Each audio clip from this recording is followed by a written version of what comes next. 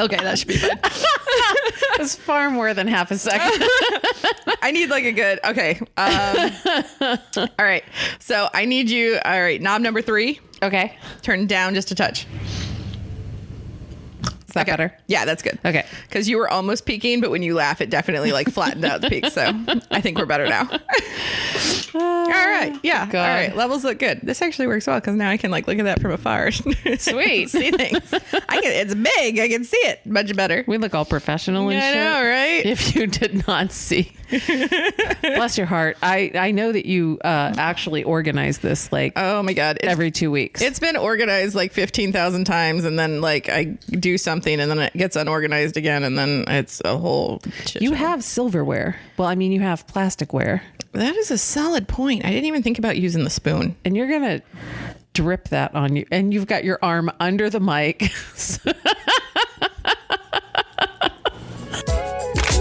bitches be like. Drop bitches be like. Drop bitches be like. Welcome to Drunk Bitches Be Like. I'm Brandy. I'm Mindy. And this is all about 2 women, a few beers, some tipsy stories, and some drunk ideas. Welcome.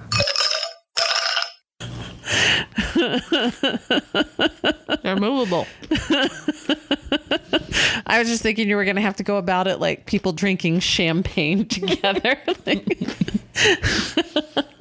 No, this is dangerous. I'm definitely going to drop something on the mic at some point. Oh, well, that's why the spongy things are on. That's not why the spongy things are on it, but it helps. I mean, there's It like does. a whole box of them, Spongy things are easy to replace. right? I have to buy a new headset for home for the project that shall later be named. I don't want to do it right now. But I don't know what to get. Like, I can't take this shit home with me. It also won't plug into my computer. Yeah, well.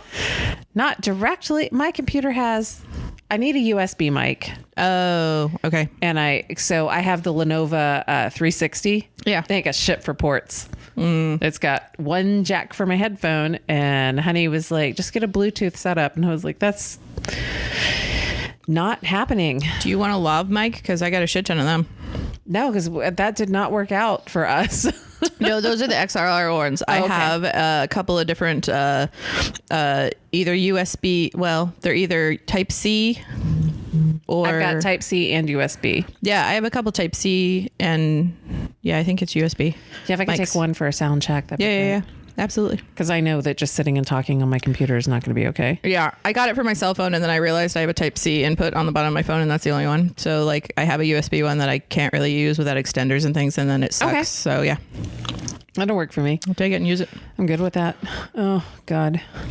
So I haven't seen you for a long time. We haven't talked to anybody. I know. Our one episode isn't out yet. I know, that's my But bad. you've been busy. I mean, in your defense. Literally today I was like, I should be doing that, and then I was like, I'm going to sit on the couch instead and watch Doctor Who. I don't blame you. I don't blame you. At least, I'm not crying And now. then I also had a giant 14-pound cat sitting on my chest, and I was like, well, he is where he is now, and it's just, I'm not moving But him. he's adorable. He is, and he gets real cute sometimes during the day, because like if I'm laying on the couch watching TV, like he'll come up, and to be honest, it's a little painful in the beginning because claws, and he likes to walk around my chest and my stomach, and then he'll like crawl all the way up onto my chest, so he's sitting on my boobs, and then he like tucks his head underneath my chin. Aww. And he does a little head buddy thing, which is kind of, I don't know. It's cute, but it's also like, I feel like a little gross because I feel like he's just rubbing his snot on me because sometimes it's a little wet and I'm like, this is kind of gross, dude. But He's just staring at us. yeah. He's like, what is happening? You're in my chairs. I mean, at least he's not senile. Yeah, that's true. But how would you know? I mean, he'd sit with his head against the wall a lot. Oh, really? Yeah, they get weird. Oh. Yeah. Huh. Yeah, he's just pissed right now because he's looking at all the things in the room of where he likes to normally lay, and they all have boxes and things on them. And he's like, fuck you. I have nowhere to lay down. There's a whole stack of boxes out there, Dex. Yeah. Jump in. Go have a box. Should we bring a box into the middle of the room? Just let set him him in like there. hang out. So the boxes out in the hallway are supposed to be for me when I'm going through these boxes to put like garage sale or whatever, donate stuff in. because I was like, I need to go through a We lot still of need this to stuff. do that garage sale in the field next to the bar. Yeah, that'd be fantastic. But your boyfriend would make us run it, and that would not be fantastic. I feel like it would. I would have flashbacks when I was a child of my mom having me help at registration with the car shows. And children should not be helping with that. But I mean, it was the 80s, and your cheap labor at 10. Oh yeah. Yeah. I also used to put together goodie bags and help organize plaques. Oh, Yeah, I feel like it was child abuse. you did all kinds of stuff. God, I remember just having to sit there at the garage sales, like with stickers and colors and, count money. Yeah. And that was pretty much it, but it was torture because you couldn't go anywhere and do anything. You had to just sit there all Car day. shows are a little different. Actually, back when we did car shows, we would take checks too. So that was like 82, 83. Ooh, did you have one of 84. those slider things where you had to like give them their receipts and stuff? No. No. You paid for it. You got in. That was it. That was your receipt. Here's your dash plaque. You're here, and that's what counts. So you used to get these things. It was a big deal to collect them. Like when you did a car show, you had to have a very cool dash plaque. And it's like, usually it's like the size of a business card. Yeah. And it has like the logo of what it was. So like ours was Running the Hay.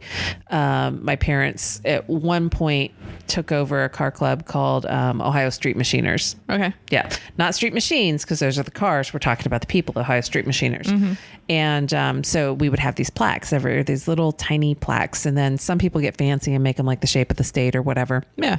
But, that those are like a big deal. And people are like, is it in my goodie bag? God forbid you forgot to put it in their goddamn goodie bag. I do remember dash plaques being a big thing. But like, I mean, $25, you got a goodie bag with all kinds of shit from like little tiny packets of Mother's chrome cleaner and it just stupid shit. But also it meant like the Thursday before the car show, you give up your childhood to like walk around tables just in circles, like grabbing shit one at a time, stuffing it in bags, throwing those bags in a box. And you want to get it done as soon as possible because, you have school the next day. Yeah. If you don't get that shit done till midnight, you still got school the next day. Oh my gosh. I mean, I wasn't by myself, but Yeah, but yeah. Maybe it probably never went that late, but you Yeah, know, but you have still. to do it after work for the adults. yeah. Fuck your school.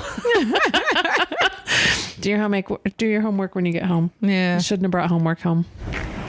You should have done it in class. I always did it in class, like right when you got to class on the day it was due, like the 5 minutes in between bells that you had to get from class to class. I Yeah. would run and then set up my stuff and just start filling shit out. Try and turn it in. I tried to have 1 to 2 study hall when I got to be, older, when you're in high school, because Yeah. when you're in like junior high, you don't have study halls. You just No. have classes. Which study hall I feel like is a thing that they should be required to like have a period of study hall for everybody. Yeah. I used it most time. Actually, I would take it and go. My senior year, I had my second semester because we did 6-week, 6-week grading periods, Yeah. but you did semester classes. So Okay. sometimes some classes were only half a year. So you would have 3 grading periods for that semester and 3 Yeah. grading periods for the next. And my second semester of my senior year, I was done with everything. When I started my senior year, I needed 2.5 credits to graduate with a minimum number of credits. And we've discussed that I am I met the requirements kind of person. So when we got to, second semester, one of my classes was done because it was like a period and a half for the first semester, and then it was just the one period. I think that was physics. It sucked. Also, I was in algebra 2 and taking physics, which wasn't in my wheelhouse at all, but it was in your college curriculum to do. So second semester, I had 4 classes and 4 study halls. Okay. And because I had 4 study halls, I had to volunteer to do something. You can't just have 4 study halls. So I was a teacher's aide for 1 period, and I worked in the library for 1 period, and I just fucked off for 2 periods. But my mom is very fond of saying, I never took home homework. Yeah. I either finished it in class, and did what I mean, like I was working on homework while they were teaching the thing. I was like, I already understand what you're talking about. Can I just move on with the shit? So yeah, my mom is very fond of not fond.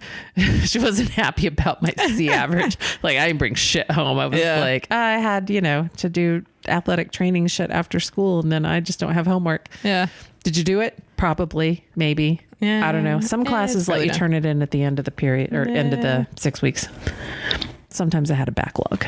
I always had a backlog. My mom dragged me into school once because I was like 10 assignments behind in Spanish class. And the Spanish teacher, she was kind of a hard ass, but like by the end of the day, the Spanish teacher actually felt bad for me. And I was like, man, like that's rough if you feel bad for me right now. We did have a discussion while we were at, so we had a good time at Gaga, but one of the best times is that the look of vindication on your mother's face when I was talking about like how, like I was talking about my normal childhood and your mom is looking at you going, see, I wasn't that strict. And I was like, shit, my parents weren't that strict either. But now I feel like my parents sound draconian compared to your mother. And they weren't that strict. But I'm like, obviously you and your sister were like, damn it. Yeah, right. Yeah. Well, and you guys also got to learn all of the, not all of the things, but yeah, the lovely escapades that my mother got up to when she was in She school. just didn't want you to do the same things she did. Yeah, which I'm like, all right, but like I was never going to do any of that shit. I mean, but she was a full ass adult when she had you ladies. So she was doing something all right. Or her birth control worked. Whatever. I mean, yeah, she was a little crazy when she was younger. Well, she's still a little crazy. So, I mean, she lived a good time. I was dying laughing because we were trying to figure out whether Illinois was recreational or not, because you saw a dispensary. Yeah. I saw a head shop, but you were like, there's a dispensary further down. And I think they actually have to be, I don't know if they have to be separate or whatever. No idea. But they must be recreational if they have a full ass, like you didn't have to go look for it. Here in Dayton, you used to have to go look for the one place off of Woodman called, not Woodman, down by Cheeks. Oh, yeah. Down near Cheeks, Phil Mann's. Yeah. I think Phil Mann's is still down there, but it's where you bought like nitrous oxide Oh, okay. cartridges for whippets and then bongs and pipes for tobacco. Quote, tobacco. Yeah, that's what you're using it for. But we were trying to figure it out. I was like, I just want to know if there's recreational because I don't want to hit up. She's been on here and she said what she does for I don't want to hit up Laura and be like, hey, the next time you go and get samples, can I have some? Because I feel like that's illegal. Yeah. But I was like, if it's legal here and we're driving, not flying, right? And then I told you, I was like, I don't want to like take gummies back in your mom's car, and you're like, I don't think she's gonna care. And I was like, no, I'm afraid that my husband's gonna bust me. He's gonna take them away from me. I'm gonna be sitting on the couch locked on it one day, and he's gonna be like, what have you done? Why are you high? Aw. I'm not drunk. So yeah. Somebody said that we should do the podcast high, and I was like, well, Brandy would be vomiting. Yeah. So that's awesome. I would vomit. It would only be about 20 minutes long because I would be nauseous for the first 20 minutes and then I would vomit and then I'd immediately go to bed. Yeah. So that would probably not be the greatest podcast unless you want a shorty. Then, and I would be like sneaking up on the microphone like, I'm so high right now. Shh. Like I said, when I snuck into my MRI, literally snuck into my MRI, like I'm hunting rabbits. Oh, yeah, plus not I a would good idea. Probably get fired from my job. Well, yeah. If I have to drug test anytime soon, I wouldn't want that to sneak up on you. I mean, it's 3 days for urine, but maybe less. I don't know. I don't want to try it. Well, I don't because it just makes me vomit. But I mean, I guess it would be entertaining for some people. But I went out for drinks with D, episode 5. If you need to know what that is, who that is. So I went out for drinks with D last night. We went to Nipco. Nowhere in particular. Curious. Cabinet of Curiosities. Cabinet of Curiosities. Yep. There we go. I did post pictures. I was drunk and I was posting pictures on our Twitter. There you go. I also bought a $65 painting. but she's really cool. Her name is Naughty Alice. So she's Alice in Wonderland, but Nice. she's like kind of dressed like a prostitute. Sorry, a sex worker. Yep. The big bouffant hairdo. And instead of having one bottle that says drink me, there are like 10 bottles at her feet that say drink me. And I Nice. felt like it was appropriate. Yeah, I think that's excellent. Yeah. And then I was like, oh, I think I found my next tattoo. And then I just buy pictures of like pigs and walruses and Otters. and there's a pink flamingo there that I kind of want. Yeah. So I put a picture of Naughty Alice online. But I was pretty tipsy, but Dee and I were talking about because of the profession she went into.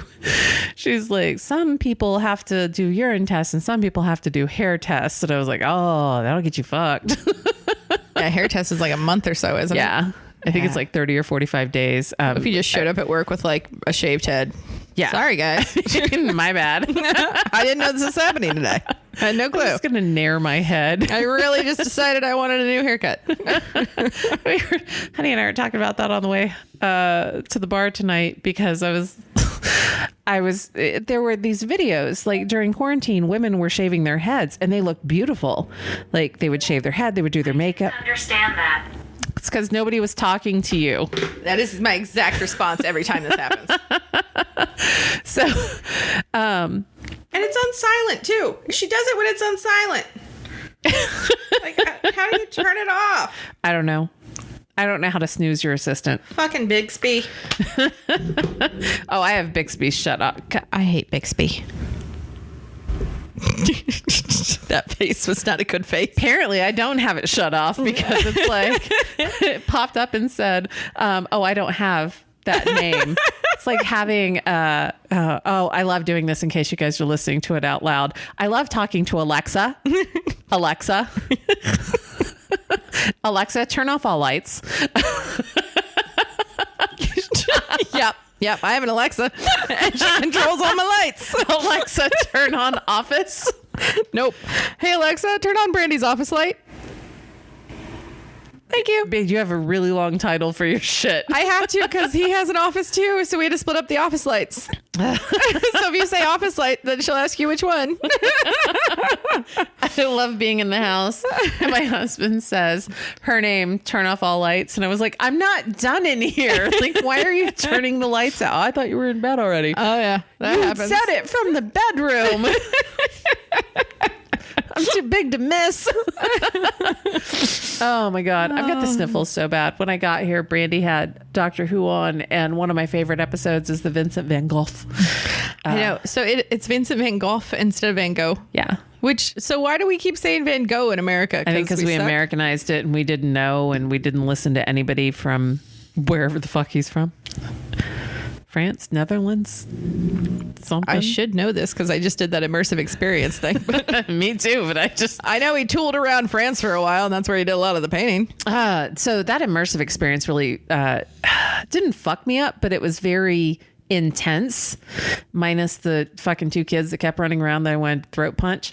Their throats are very close to the ground because they were like 6. You'd have had to bend over, and I don't do that thing. I don't do that anymore. I but, can't. Everything hurts. I don't know if the experience is the same everywhere, but like shit was moving on the floor and on the ceiling. Oh, and the then projector room? I was Yeah. like, goddamn, birds are flying everywhere. And the paintings kept moving. And then we went into another section, and I didn't realize there was going to be narration. Yeah. Silent narration, but narration nonetheless, where they talked about like his phases. And and I thought that was fantastic. But it's part of the reason why I wanted to go is because that Doctor Who episode is one of my favorite episodes. That actor dead on. Oh, yeah. Looked like him. And I cry my ass off every time. Like, I don't ugly cry, but like I was wiping tears off of my throat while we were sitting here. Yeah, no, it's definitely. Well, I teared up too. It's just very emotional, especially like towards the end when they take him to the future and show him all of his work and how important he is to everybody. Yeah, and it's so sweet. And I love Bill Nye, not the science guy, but the British one. Wait, isn't it? It's Bill Nighy. Bill Nighy, is that what it is? Yeah, he's got a Y at the end. So I love him in that where like when Vincent hugs him and gives him a kiss and he's like, what? No. No, that wasn't it. I did not just get hugged by Vincent Van Gogh. Oh my God. It's so sweet. I got a little cry on it. Felt good. Yeah, I've been binge watching Doctor Who. I went back and started from the beginning again, and I'm on season 5 now. I still don't like Eccleston. I don't care how many times I start over. You know what? I don't mind him at the beginning. I shouldn't say I don't like him. He's got a couple of things that I think are funny. Yeah. So like when Rose's mom is hitting on him and she was like, I've got a strange man in my bedroom. Anything could happen. And he's like, nope. Gotta go. Absolutely not. That's not happening. But thank you. Goodbye. And his end where, I was, you were fantastic. And you know what? So was I kind of thing. Oh God. Yeah. It was a good ending. Yeah. But I like it because it leads into one of my very favorite David Tennant episodes. Right. Because I love the end of that Christmas Invasion where he's like, I don't know what kind of man I am. Am I this? Am I that? Yeah. And then that fight happens and he like ends up throwing that Clementine. What do they call it? A Satsuma.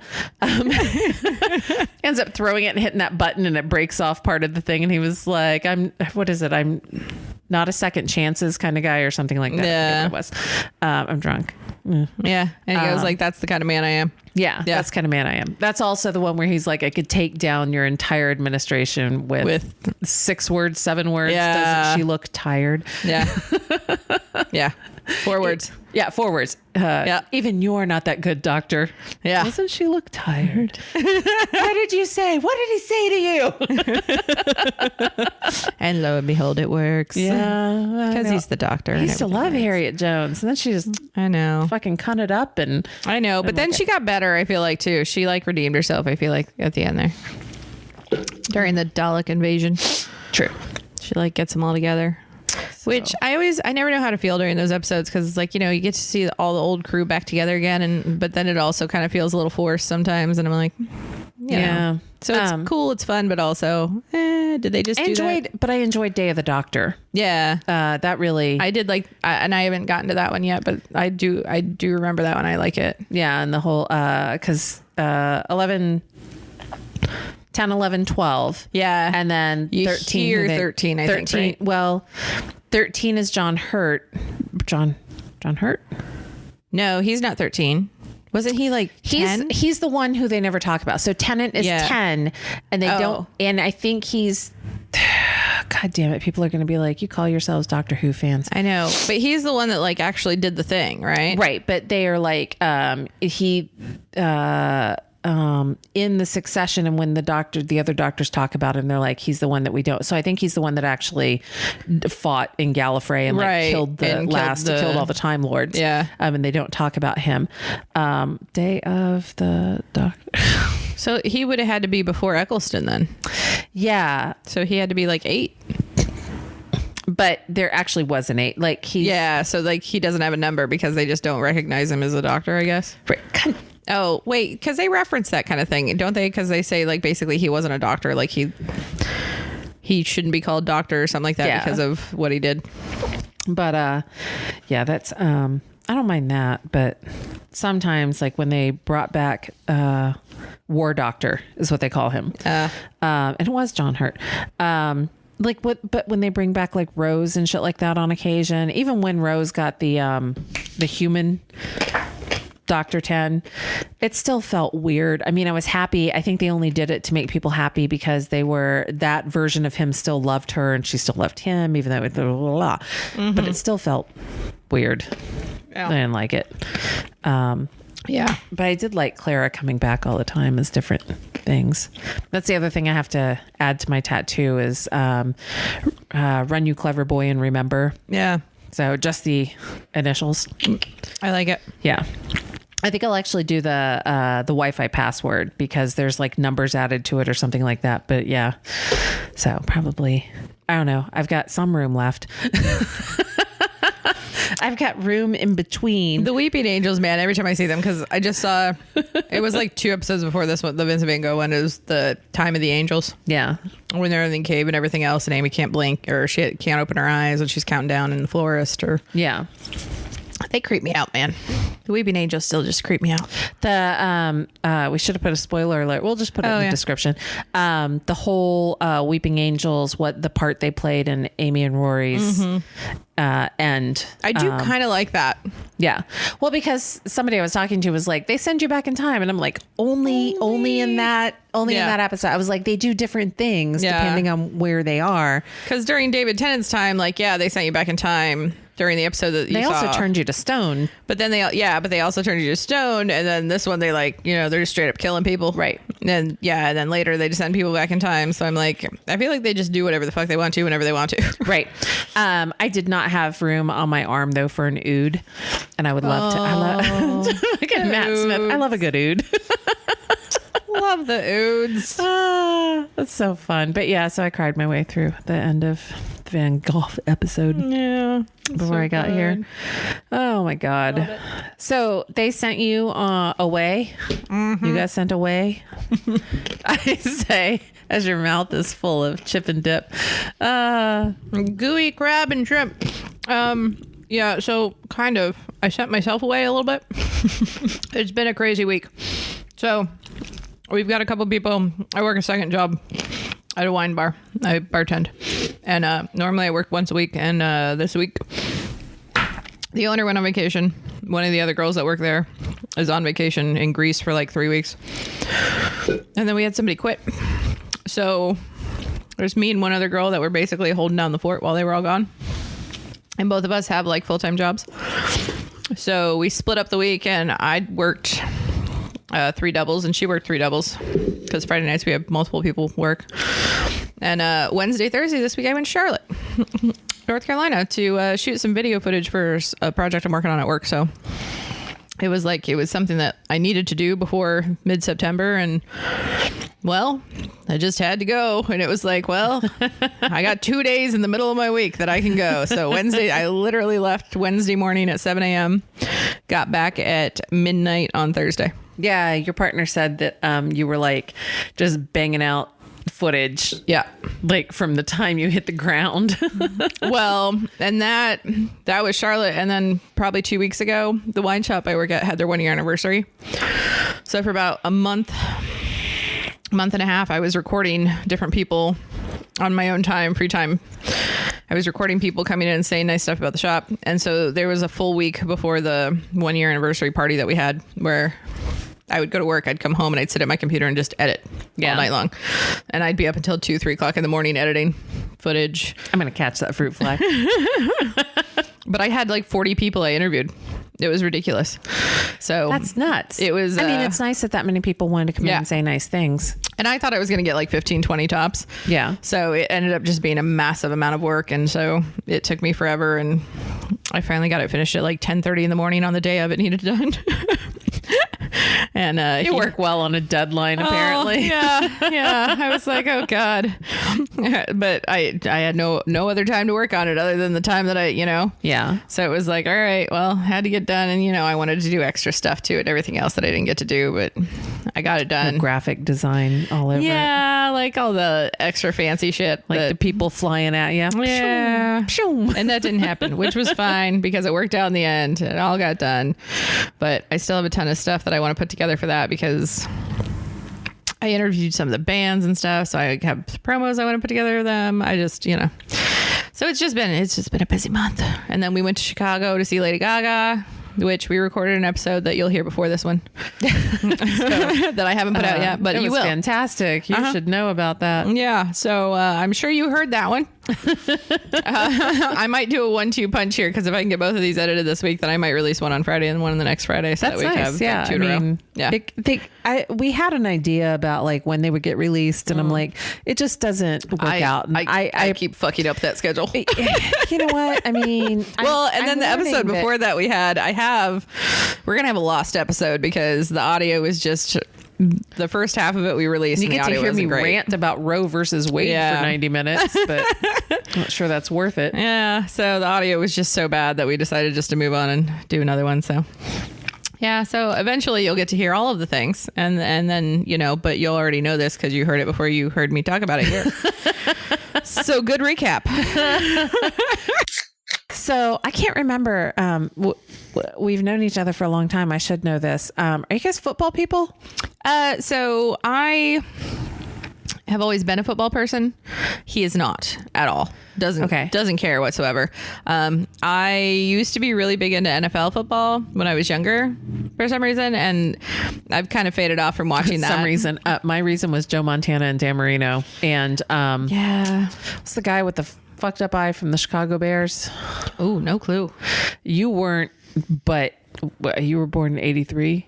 You were 2 when they went to the Super Bowl. All right. Yeah, I would not remember that. Nope. The Super Bowl shuffle. And I would have been in Texas at that point too. Yeah. So yeah, no. Yeah. So no, the reason I was into football, I have a Miami Dolphins tattoo on my hip.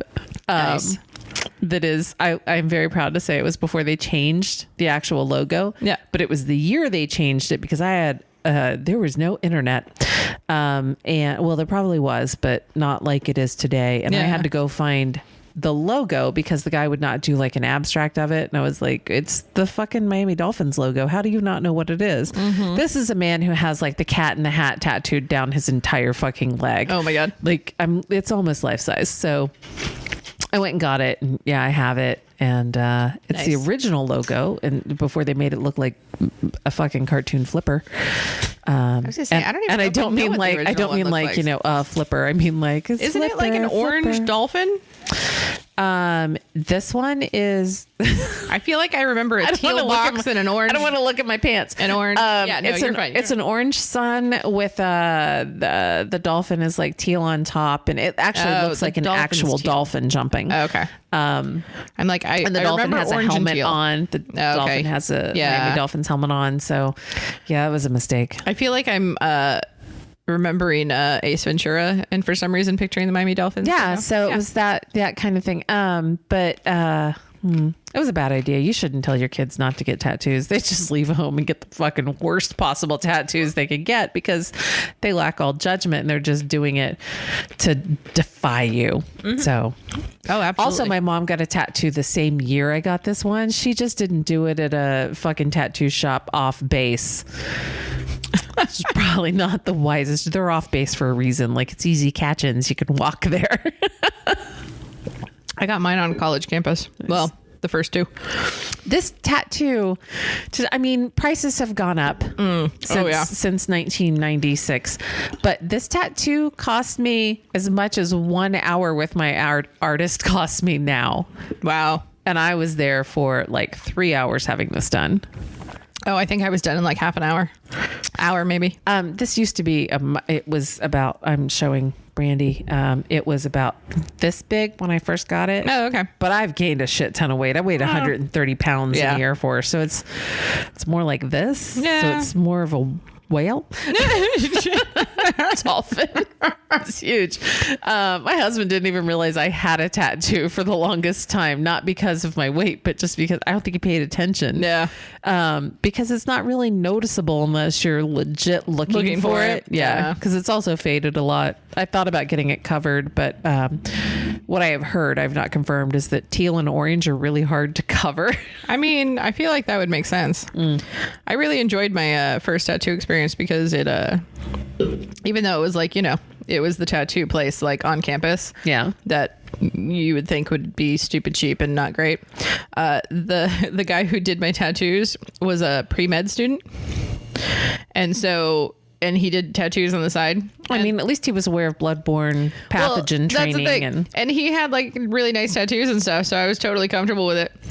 Literally, as he was doing my tattoo, like he was telling me all of the things of what exactly the needle was doing and what the ink was doing in my skin, and like very technical, which for some reason made me feel very comfortable. And I was like, awesome. Okay, he knows what he's doing. I'm happy with this. My artist that has done every other piece of work on my body, I will inevitably, so I do them on Fridays because I can kind of, nobody from work listens to this, I can kind of disappear on Fridays. And then I can answer, she'll give me a break if I need to answer emails or jump on a call or whatever. I mean, I'm paying for it, but it's part of my $150 an hour, which she's worth it. She's worth every fucking penny. She could charge me $175 or $200 and I would still be right there. I would just be with her less. Right. Yeah. So I can kind of disappear, but we always have something to do that evening, or I have someplace to be, and I'm exhausted by the end of 4 hours. And because I try to sit for 4 hours every time, because this shit is taking forever to do this sleeve. We only have 2 weeping angels and half a TARDIS. I mean, I have outlines for everything. I look like a goddamn coloring book. I look like a Doctor Who coloring book. And so, oh my God, when we were in Sephora in Chicago, and this guy walked up with Sephora, the worker was like, "Oh my God, I am partially terrified and in love at the same time." And I was like, "What the fuck are you talking about, dude?" And he was like, "You're weeping angels." And I'm like, "Oh shit." Yeah, one's a little terrifying. I'm like, all right, I have weeping angels all over me. Oh, fine. But anyway, the whole point being that I try and stay with her for 4 hours. I inevitably have something to do afterwards. And then I'm exhausted. Yeah. And I have told her before, I'm like, the first time I ever said something to her, I was like, I've got something to do and I feel like I should just cancel it because I'm tired. And she said, "You're literally letting somebody hurt you for 4 hours and your body is like, we should go. Yeah. We should stop this." And she was like, "You're constantly overriding it. So you're just flooded with adrenaline and cortisol." Is that how you pronounce it? Cortisol? Oh, I thought it was, no, cortisone's the good one. Cortisone's what you get injected or rub on your, that's hydrocortisone. Anyway, yeah, she was like, "You're just constantly flooded with these stress hormones. And it's exhausting. It's like running someplace." Yeah. So I was like, well, that makes sense, but I still got shit to do. So. Yeah. And we still have spent 4 hours together. So yeah, it is what it is. She doesn't explain stuff to me, but I know what's happening. She does put up with my neuroses. So I panic before we start, not the shading part. I panic before we actually start applying shit for the first time. Yeah. Every single one of these tattoos, I'm like I've got one on my back, 2 on my left arm, a shit ton of outlines on this arm. Yeah. And every time she goes to do it, I'm like, "Is that right? Is it right? Did you get, can I look at it?" Especially the lyrics on my arm. I was like, "Can I read those again? Can I read them again? Can I compare them online? Can I read them 3 times?" She's like, "I fucking wrote them down right." And I'm like, "I know, but..." When you get words, I feel like that's a panicky situation. Yeah. Because if they spell something wrong or go the wrong, like that's like you're making the BuzzFeed list of like worst like tattoos That and things. Stephen Lynch song where he was like, "You're stupid." It was your child's name with the words "be strong," but they spelled it wrong. Now your stupid kid will be stong. Yeah, I don't want to have stong. No, nobody wants that on their I arm. don't want my kid being stong. Yeah, nobody wants that. Oh God. I don't have a kid anyway. We'll just, put it next to my dog. I'm not getting pet tattoos. I have too many pets. Yeah. Yeah, I couldn't get pet tattoos. I love Dexter, but before Dexter, it was Alexander. My aminals end up with nicknames, but not long names. And then when we got married, they changed all of my animals' names at the vet to my married name. And you call in and they act like your pet is a child. And so it's God. They're like, "Are you here for Walter, my last name now?" And I'm like, "What? Yes, that is my animal." Who gave him a last name? What the fuck? He doesn't have a last name. And you changed his name too, which is really weird. I mean, he was mine and my maiden name. I feel like he should get to keep his name. We didn't jointly adopt this cat. That's right. He didn't get married. I didn't even adopt him. I just went and picked him up at a neighbor's house, him and his sibling, and we're like, "These are mine now." I am taking these feral 8-week-old kittens with me. Thanks. Okay, bye. I will feed them and care for them. Yeah, they will hide under my bed for 5 days, terrified, shitless. Literally shitless. They didn't piss. They didn't shit. They just sat under my bed staring at me. They were sweet. I loved it. My first cat, I got home from, so it's kind of sad because we had a dog and I always wanted a cat, but we couldn't get a cat because we had a dog. The dog was pretty much my sister's. And he died because he escaped his harness and ended up getting hit by a truck. Yeah, in traffic.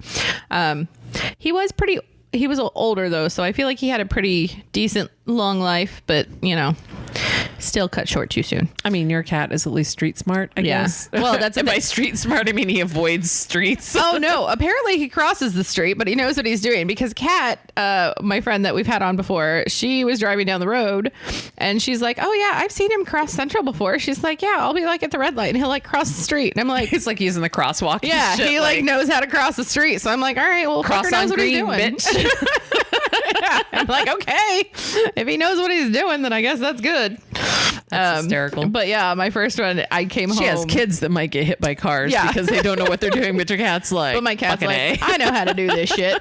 I got home from school one day and it was, I want to say a couple months after we lost the dog. And I got home and my door was shut and my bedroom door was never shut. And there was just a bag of cat food sitting outside of my door. And I was like, why is there cat food at my door? And I opened up the door and there was this itty bitty kitten in my room. And he had his little litter box there and everything. And they had set the whole thing up. And I was like, oh, which of course we did not keep the litter box in there for very long. Yeah, because nobody wants to sleep with the scent of shit. No, nobody wants that in their bedroom. I was like, okay. But yeah, no. So that's how I found out I got my cat. He was great. He used to sleep on my head all the time. Yeah, Jazz did that. So I had Lily and Jasmine, which were my nieces. They were my nieces, her moms. And they moved in with mom and dad. Cats came too. I took 2 cats when I moved out originally. I left home. She moved back, or she moved in, not back. We've talked about the relationship not being biological. So I moved out. She moved in. She brought her 2. My mom and dad had 3. At one point it was 4. I left one there. God damn, not that y'all want to know this. Let's see. I left one there. It died of old age. It was perfectly fine. My dad called me and was like, you need to come home. I live 35 minutes from home, but he was like, you need to come home right now. And I'm like, why? And he was like, because Tigger died. She came in and laid down on the rug when I went in to take a shower. And I was like, hey, Tigger, when I was leaving, and Tigger didn't move. So Tigger just died on this rug. Oh my God. I mean, she just curled up and went to sleep, never woke up. Yeah. So good for her. So let's see, Oreo died first, then Tigger. My mom took in 2 cats from a friend, Jasmine and Tinkerbell. So we already had a Jasmine originally. Tinkerbell died when she was old as dirt. Like she weighed 4 pounds at the end. Cause you know, they get old and they get kidney disease. Yeah. And she was 16, 17, 18 when she died. All right. She was considerably aged. Yeah. So she was like 7 years older than the Jasmine. The Jasmine was a Himalayan. We adopted a Persian, little lilac Persian. She was so pretty. No. And her name was, I forget what the fuck we ended up renaming her because my mom did not like the name that I gave her. I gave her the name Milan, like, Oh, I like it. like Fashion Week in Milan. Yeah. That's not what her name was. I forget what the fuck it changed to. I'm a horrible human being. I didn't really like them. I just took them with me so that we Yeah. could reduce the cat count at my parents' house because I took them out. My niece's mom brought 2 in, Jasmine and Lily. My 2 died. I had to put one down. One went back to my mom's house. And then when I moved to Florida, I took Jasmine and Lily with me. They're fantastic cats. Love them to death. One of them used to bring fucking tree frogs into the house. All the, you know, those ugly frogs they have in Florida that are green with little red toes. And Oh yeah. they're on the sides of buildings all the time. And I didn't like it. But anyway, she used to like bring in frogs, eat them, puke them back up. No. Super cat. But they were sweet. They were fat. I moved back home to Ohio, got them slimmed down because my vet was like, these are going to be diabetic cats. And I was like, I am not fucking giving them shots. Yep. One passed away from liver disease. Like my grandmother died on a Friday and I woke up on that Saturday. She was sick. She was very sick, but we were making it. Yeah. I wasn't going to have her gallbladder removed because they were like, there's a 90% chance we'll nick an artery when we're trying to pull out her gallbladder. And I was like, I didn't even know there was such a thing as internal medicine for cats. Oh my God. So my grandmother died on a Friday And Saturday morning, I woke up and my cat was completely orange on everything that was pink. So she was completely jaundiced. Aww. She was fine the day before. So I'm running into the doctor's office. My phone is at, it's very difficult to explain. So I'll just call her my ex-sister. My phone is at my ex-sister's house. I can't call the vet because I don't have a home phone. So I drive to the vet's without the cat. And I'm like, the cat is now completely orange. And they were like, can you bring her back at noon? And so I was like, cool, call my mom. Or I was like, can I use your phone? Call my mom and said, I can't come to grandma's house and help clean shit out until after 11:30 noon. Vet's down the street from my grandma's, because I have to put Lily down. And my mom was like, cool. And I liked Lily. Lily was super, but it was, Jasmine was my little furry soulmate. I will never feel about an animal like I felt about her. Yeah. And so my parents live on a lot of acreage, like 2-acre lot and a 2.5-acre lot. We have a lot of animals. We had a lot of animals buried in the backyard. Like, my uncle's full blood, those standard fucking collies. There's like 3 of them in the backyard. There's a Newfoundland back there. There's like 6 cats. So we didn't dispose of them. We just buried them. Yeah. So I show up at my grandma's house and my dad was like, is Lily okay? Where is she? And I was like, she's in the back seat of my car. Can we put her in grandma's freezer until you can take her home and bury her? My dad's like, sure. Oh God. So just take the cat in a towel and stick her in a freezer. And my dad's like, we'll take that home when we leave. And I was like, super. But so the whole thing is her litter mate would be Jasmine would be the only animal that I would ever had tattooed on me because I fucking loved that cat. She slept on my head, or I would get in bed with her and like scoop her up with her head on my arm and her little paws on my arm and like wrap my arm around her. Like I had her under my arm and she would just like stretch her shit out and just sleep for the whole night. Nice. Never move. But she got really sick. So, but she also let me give her fluids, like sub-Q fluids for 3 years. I mean, she lasted much longer than she should have. Wow. So I was like, and then I got 2 kittens, the ones I have now. And she was like, fuck those kittens. I've got videos of them trying to climb up and like cuddle with her. And she's, and the kittens were like, shit, I really want to cuddle with it, but seems mean. Yeah. Doesn't seem like the greatest idea ever. Oh my God. Yeah. I'm a little worried about Dexter. I mean, not worried about him right now. Yeah. But like, he's 15. And so he's... Oh, you looked up on the way to Chicago what cat years are. Yeah. So he's like, oh God, what? Okay, I looked it up. Because you said like, it's like 7 years in the first year and then they're like 15 after the second year or something like that. It goes weird. It's a weird timeline, but I think we figured out he's like 96 or something like that. I think. He's still a handsome dude. He is. He's still like, he's pretty fit and everything since I let him go outside, and you know, he's still an ass. He'll claw at you and whatnot. So I feel like that's a good sign. You know, I take it, whatever he's being a dick, I'm always like, all right, well, you're still healthy, so we're good. The only thing with Jasmine is she still purred and she still wanted petted, and the day that she could not get up and go pee, I was like, fuck. Yeah. So I took her and I put her in the litter box and she peed and then she laid down. Like she was barely standing and then she just laid down in the litter box. And I was like, oh, fuck. Called the vet. I'm like, can I bring her in? They're like, yeah. At least they didn't make me wait. They were like, yeah, just bring her in. Yeah. So I got to hug her and snuggle her and I get to pet her and love her and not name her George. It's hard with pets though. I don't know. I'm waiting for the other shoe to drop with him because he's so old. It's like, you know, it'll happen quickly. Well, and that's what I'm thinking is it's going to go like, he'll be good until he's not. Right. Yeah. So you just have to make that decision. I think it's harder for us than it is for them. Oh yeah. I just wanted to, my dad was in the room when we put down one of his favorite cats and it was very hard for him. And then of course, sometimes they just go peacefully and sometimes they'll be like, and then there's a, long after you think that they've passed. Oh. Not long, but like minutes after. And so he long was enough like, that he was like, maybe she's still alive. And I was like, oh, she's fucking dead. Nope. Definitely not. She's dead. I don't know. I'm like waiting for that day though, because there was one time that I took him to the vet and they, so I hated when I used to take him to Banfield And like I had the insurance plan and all that stuff, and he'd go every 6 months. Well, I didn't realize they were knocking him out every 6 months for like his dental appointment, and then whenever he'd go to his shots and everything like that. I didn't know that was not normal. That's a lot of anesthesia. Yeah. So, and I didn't know that was not normal because that's just what they did. They were like, well, he claws us. And I'm like, I mean, he's a cat and you're trying to stab him in the ass. I drug my cats, but they don't sedate them. They gave me medicine to send, they get a pill at night. Yeah. And then it's not a pill, it's a capsule that I have to like put in fucking tuna water. Yeah. And then they get one an hour before we go. And they're still, as the emergency vet put this week when I had to take one of them, they're still spicy. Yeah.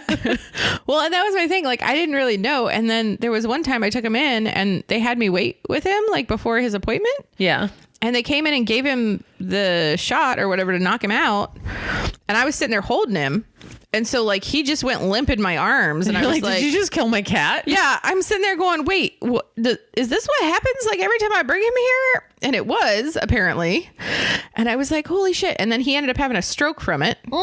Yeah, he came home, one eye like was permanently like his inner eyelid or whatever didn't work properly, and like it was like he was drunk. He was running into walls and shit. Like it was bad, and I was like, so I never took him back after that because you go to Dr. What? Yeah, you go to D's. Yeah. I do now because I'm like and I called my mom and told her about it. I was like, I think Dexter had a stroke. And so then she has a friend who's a vet. We're back from where we're from. And she called her and she calls me back and she goes, okay, she said that she's knocked out animals like 5 times in her entire vet career. Yeah. Like she does not put them under unless they're going into major surgery or, I mean, for dentals, my vet will put them under for dentals. And then I just had Walter at the ER because he had a bloody ass. I knew he was having some gastric issues, but he had a bloody ass. And I was like, oh shit, it's bright red. So it's just like hemorrhoids. But you still want to get that shit in check. Yeah. Literally get that shit in check. Get that shit in check. Yeah. So I took him and he's drugged. Yeah. I gave him the medication and then I gave him the medication again. I took him in. I was like, he's not lethargic. He's drugged. And then the doctor came to talk to me and she was like, he let me perform the exam, but what are you interested in us doing? And I was like, like fluids. And cause she was like, he's not dehydrated. And I was like, but fluids would be a good idea. I'm like, let's do fluids. If you guys can give him his first bit of antibiotic. And then can you shave him? Yeah. Cause I'm tired of cleaning shit out of long fur. Yeah. And they were like, yes. However, we have to sedate him to do that. And she was like, cause he let me perform the exam, but he was not happy and he's getting more coherent. And I was like, oh, fucking put him out. I don't care. Yeah. Like he's been knocked out. Never. Yeah. Well, no, he had a dental. I'm like, he's been knocked out once in 8 years. Like, go ahead. I don't give a shit. Go like, for it. I don't want to clean him. His sister will let me flip her upside down. I've got like actual animal trimmers. I'll just shave her entire ass up the back of her tail, down her legs. And she's like, oh, the vibrations feel good because she's a chick. She's like, this is awesome. Walter, you get anywhere near his butthole. He's a dude. You get anywhere near his butthole or his testicles or his penis with the vibrating clippers, razor and he's like, clippers. fuck you, and he's like, no. And I was trying to wash him off the day before I took him. He almost gave me a lip ring. So I had to drop him because he flipped around and put one paw in my mouth and got a claw in my, like he caused a flap in my lip that is still healing. Oh no. And then when I let him go, he still had a hold of my lip. Yeah. Grabbed a hold of my shirt, which was a nice shirt. It was one of my fun nerd shirts. Yeah. Grabbed a hold of my shirt. I managed to dislodge his paw from inside my mouth. Oh God. And then he grabbed a hold of my shirt with that paw. And I'm like trying to yank him off of me and drop him. Not from a high. I mean, he lands on his feet, whatever. But it was not a good thing. And then I'm in the kitchen. My husband comes in and he was like, what the fuck happened? I was like, he got me in the lip. Let me see. And I'm like, hang on. So I have Dial at the kitchen sink. I don't trust Dawn. So I'm like taking Dial and like rubbing it on my lip and then running water and trying not to actually swallow dial. And then I went in the bathroom. I went in his bathroom and I was like, do you have Listerine? He was like, it's not alcohol. And I was like, it was still 99% disinfecting. Uh-huh. So I'm like just pouring that on my face. And he was like, what do you want me to do with the cat? I was like, I'm drugging him. That's what we're going to do from here on out is he's getting drugs and he's going to the vet in the morning. Fucking stupid cat. Oh. I love him, but like when they were like, do you want to do a DNR on him? And I was like,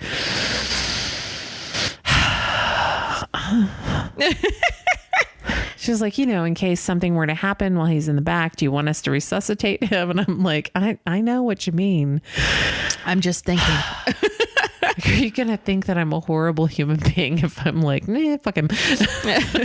He had a good run. Because I could leave the other one upstairs. Yeah. If he passes away, Honey's fine. Honey doesn't pee on anything. He gets pissed off at a dog and will get in the crate and like pee on their blankets and on their beds. Oh God. He'll go in the office and piss on their beds. He'll go in the bedroom and in the bathroom, and like Honey has a pile of laundry in the bathroom because that's apparently what guys do. Like they can't make it to the hamper 6 feet away. Yeah. And he'll go and piss on those clothes. The girl doesn't do any of that, but yeah, part of me was like, maybe like, go ahead. I mean, I don't want anything that's going to cost me thousands of dollars, but I mean, if you can be like, tap, tap, tap, all right, and give him oxygen, I'm fine with that. I don't want the cat to live. bring him back. Necessarily. Hey, did you see, I was reading this and I thought about you because you were a Potterhead or whatever the fuck they call Harry Potter fans. Nigel Longbottom apparently slammed Air Canada for having the worst service after he traveled to Toronto.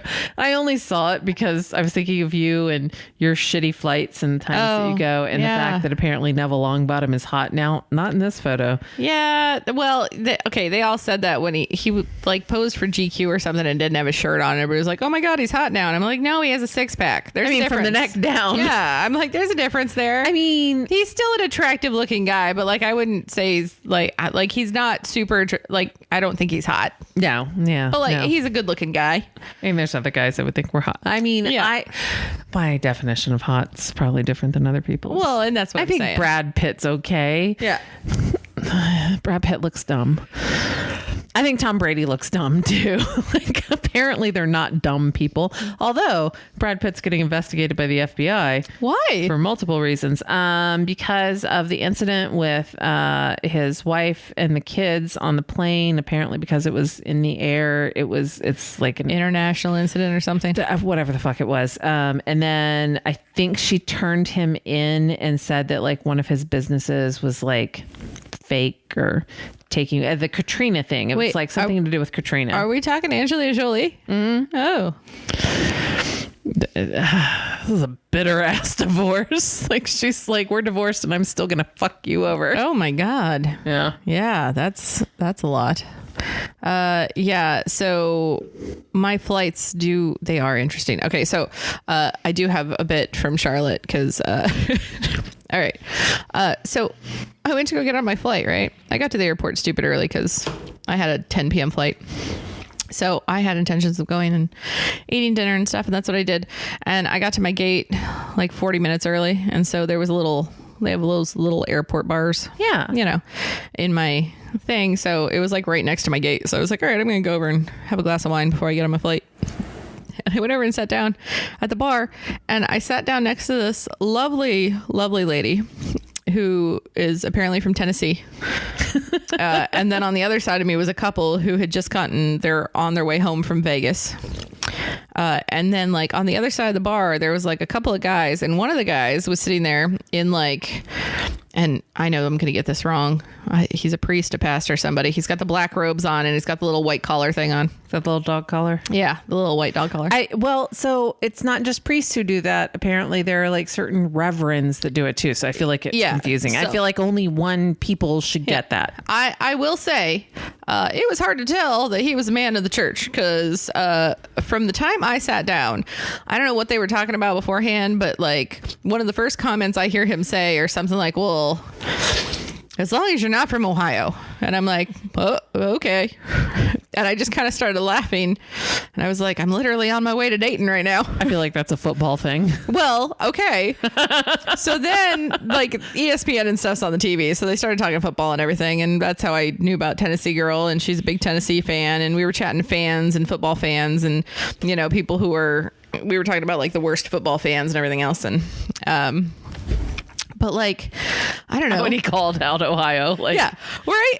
Well, but he wasn't even talking about like football at that point. Oh, I found out he was just talking in general. Like, apparently he hates Ohio. I have it on authority that Ohioans are very friendly, like to the point where we freak out people that are not from Ohio because people just constantly say hi to you. Apparently, he just has something against Ohio, and there was a part of my brain that really wanted to ask if he had been molested in Ohio, and that's why he hated it. I did not say that out loud, but that was what was going through my brain.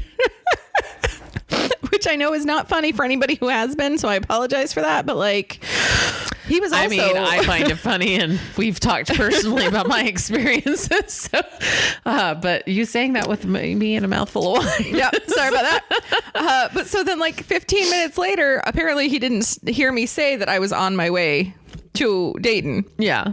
Because I was talking to the couple that had just gotten back from Vegas, and you know, I told them you fucking talk to people. I know. Well, I try and like read on my phone and ignore everybody around me. Normally I do. People listening to this show would think that I am very friendly, and I am not. Like, I also, if you see us in public and you actually know who we are, and we don't know you, yeah, I don't. I'm not sure how to take it. So I'm like, hey, hi. Awesome.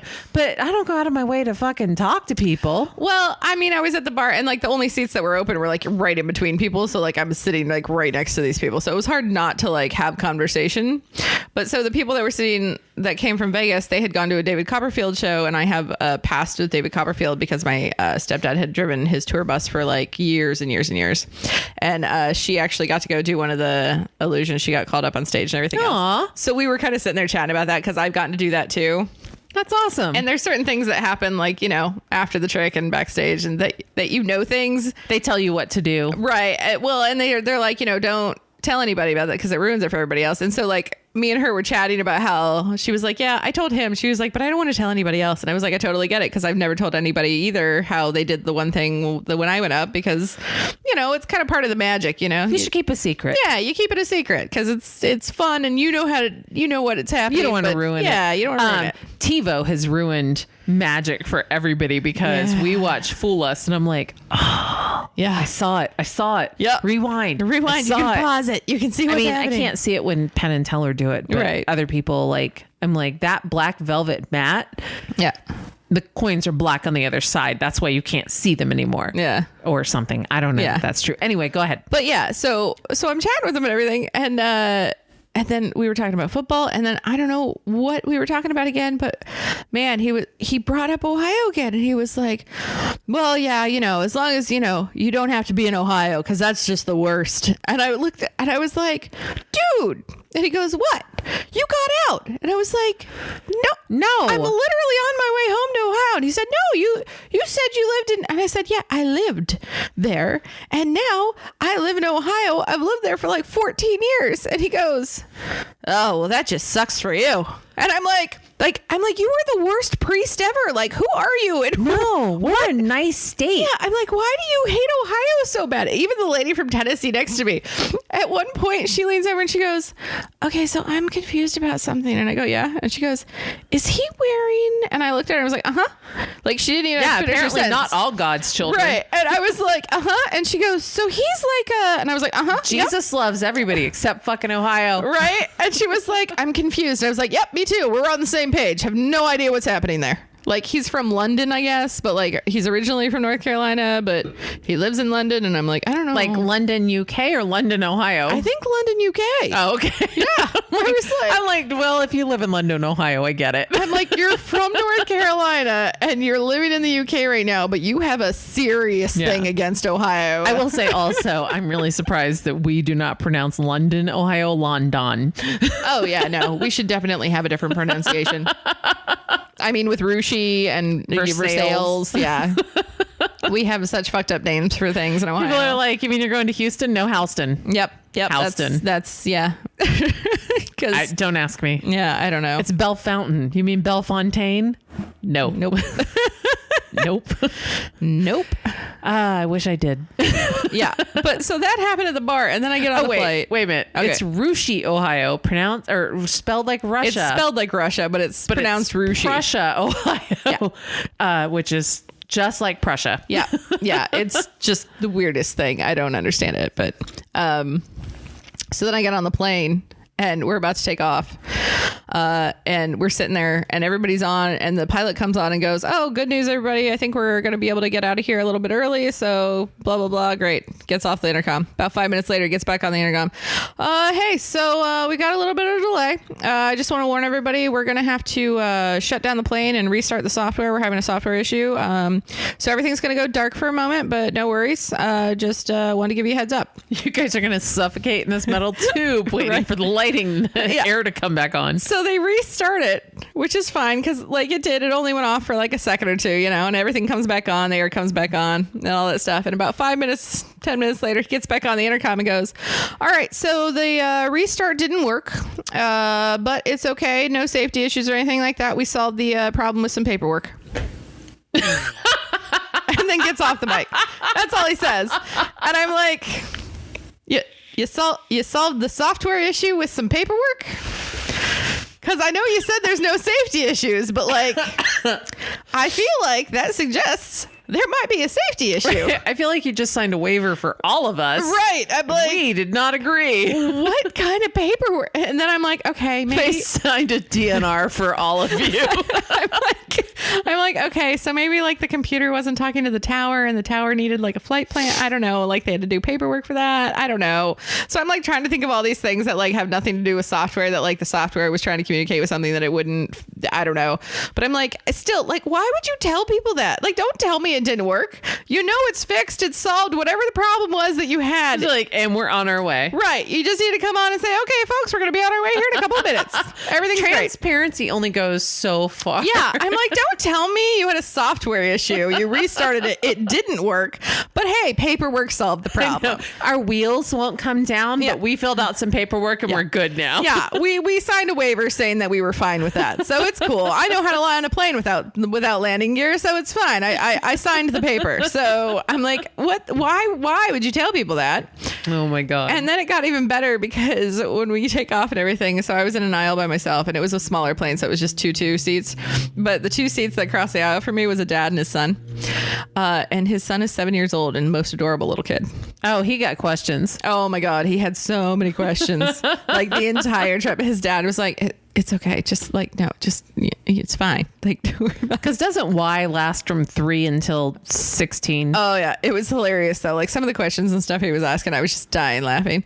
But it was super cute because they were on their way to like go see grandma because grandma couldn't come down to visit them. So they were surprising her and, so we were chatting a little bit, but it was hilarious because when we got to the point where we were getting ready to land and we were descending, everything gets put away because I was on my phone and my laptop and stuff like that while we were in the air. But then as soon as, you put everything away, it's like, okay, now what do I do? And I was chatting with the dad again and his kid was so fucking hilarious with the questions. But we start going down and like he's on the window seat. And so he's like, man, we're getting really close to the ground. And he's just like narrating the entire thing. And then as soon as we hit the ground, like the wheels hit the ground, this kid's exclamation, he goes, oh gosh, somebody's a terrible driver. And I started dying laughing and I'm like, that reminds me of something that Cat Finn would be. Yeah. Like. I was dying and like his dad even started cracking up at that one. And I was like, cause dad started to get super annoyed at just all the questions. Oh no, as soon as he said, oh gosh, it was like it was like a little old lady like in her 90s. Yeah. It was like, oh gosh. And then he was like, somebody's a terrible driver. And I was like, just tells you how good of their number one, how Christian they are and how good of parents they are, because even at that age I would have been like, Jesus Christ. I know, right? I'm like, holy shit. Yeah, no, he was the most adorable thing though. And I was like, I want this kid to just be around me all the time to narrate everything that's happening. That's like, awesome. I just want the 7-year-old to follow me around. Oh, good God. Yeah. So we know that you went to a legitimate school. I went to a a couple of legitimate schools, not very long enough to take out fucking loans that I couldn't get returned to me. Oh, yeah. Because, there's a point of no return in your semester. Oh, yeah. And it's not like the first 7 days. But like I feel like you get 3 weeks in and you should be able to be like, oh, not for me. But no, they're like, you have 14 days. Yeah.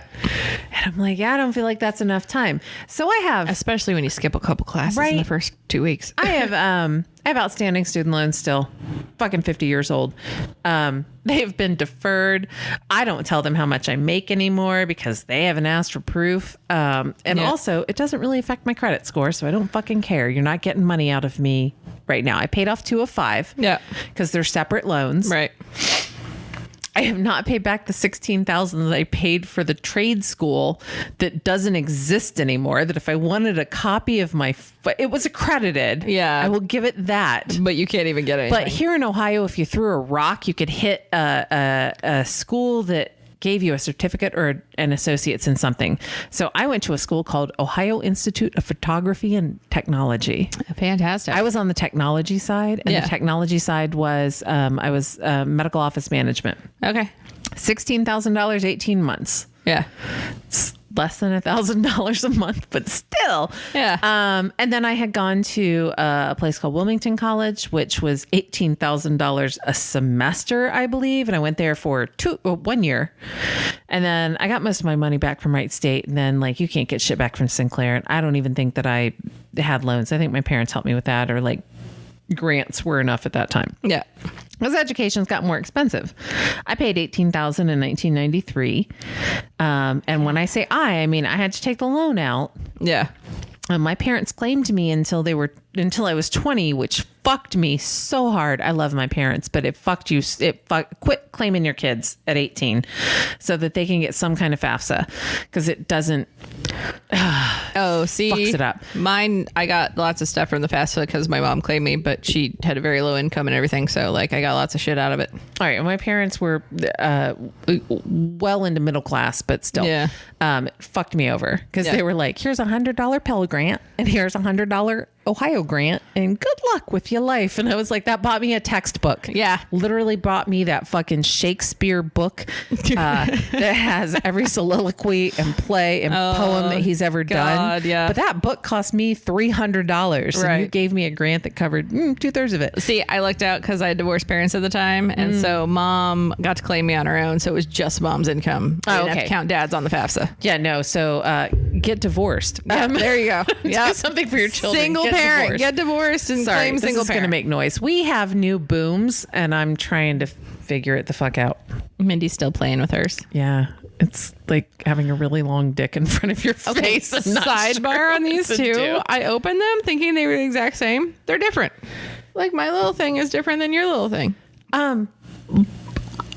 I bought them. They're all the same at the same time. Oh no, the boxes, the outside boxes and everything are the same. But I put that one together, put it up, and then I put this one together, and I was like, what the fuck? The base is different. But they're the same boom. But my little attachment here is different than your little attachment there. Yeah, I was just looking at the yeah, it's weird. Anyway. I don't know. Anyway, yeah. So if you hear some springs, it's because I can't figure this out yet. But also, I don't have to sit on top of a tabletop mic, and I feel great about that. This chair then works out really well. Brandy bought me a chair. Is it more comfy now that you don't have to try and scooch into the table? Yeah. I haven't hit my kneecaps one time. Yeah, my desk on that side. If you guys have ever listened to us since we moved and you hear, it doesn't even bong. If you hear a big knock, it's been my kneecap. Sorry, I just made your shit bounce everywhere. It's fine. But anyway, so we've talked about this, and everybody knows where this is going. My parents were very clear with me that I should not get a credit card. Okay. Don't get a credit card. You're 18, people are going to offer you credit cards. Don't get a credit card. They didn't tell me why. They just said that you're going to spend, you're not going to know how to deal with it or whatever. They didn't tell me shit about annual interest and compounding interest. And if they give you 0%, that means that they're accruing the interest in the whole time. They also didn't tell me with educational loans, those work like credit cards. Yeah. And that they're going to defer your money and your interest until you get out of school. Right. And then You've got 6 months until you're out of school to start paying on it. But they were counting up, if I remember correctly, all of your interest from the time you took out a loan. So like, you don't have to pay this back for 4 years and 6 months, but we also have added 4 years and 6 months of interest Right, onto your loan. what you've purchased.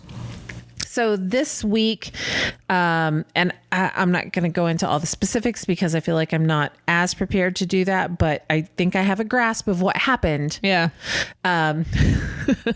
Number one, somebody wanted to win some midterms and decided to hold back until just now. Yeah. But they had there's some loan forgiveness going on, and it's not like your whole loan goes away. I don't know how much you took out in college loans. I took about $38,000 in college loans. Total? I was between 75 and 80,000.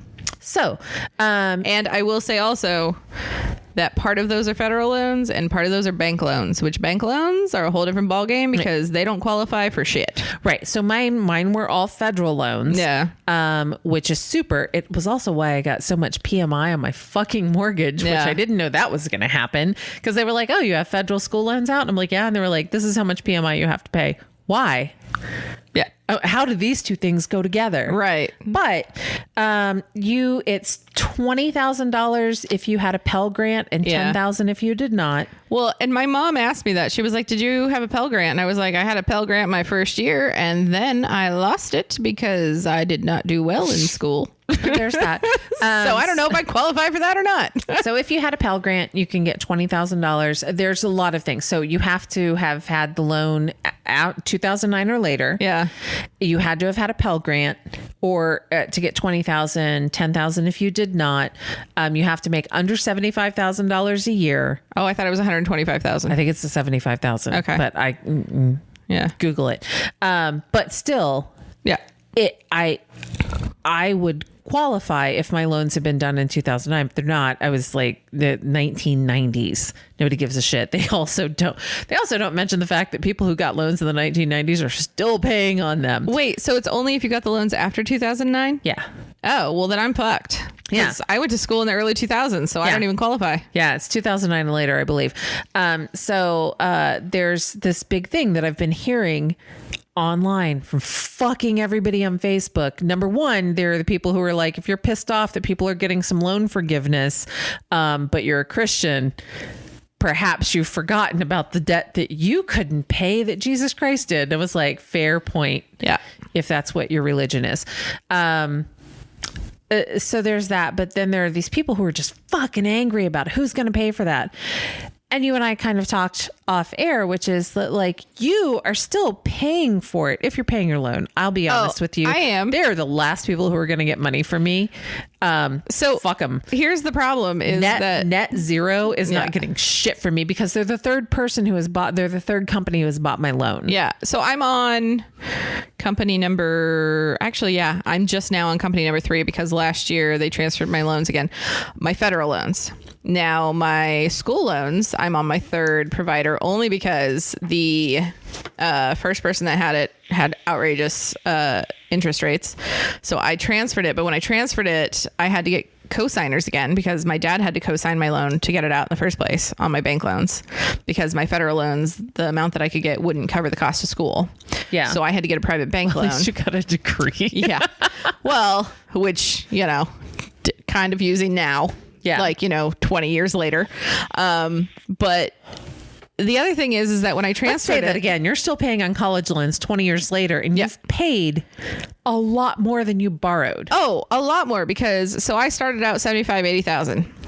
My dad actually helped me pay one off. That was only like $5,000. I am now down to about 38,000 still that I owe. 20 years later. 20 years later, and 18,000 of that is bank loans. And here's the great part about COVID. Like, it's great that they deferred interest and everything else on the federal loans, and that was fabulous for student loans, right? And my bank loans are still qualified as student loans, technically. However, because they're private bank loans, that whole deferment of interest and everything else did not apply to my bank loans all during COVID or anything else. So during COVID, I still had to make regular payments, monthly payments on my bank loans with all the interest still accruing.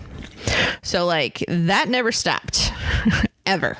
And my federal loans are, the interest stopped, but I've still been making payments on them because I paid off now my federal loans. There were 5 of them. Right. But like when you make a payment, it's one payment that it pays against all 5 of them. I went and looked at them 2 years ago when I got a financial advisor and actually started looking at shit. One of the loans I owe more on than I borrowed. Yeah. Because of the way they split the payment out, like distributed amongst the 5 loans. One of the loans I actually owed $100 more than I borrowed on it. And I have been paying on these things for 15, 20 years. So somebody gave you $10,000. Yeah.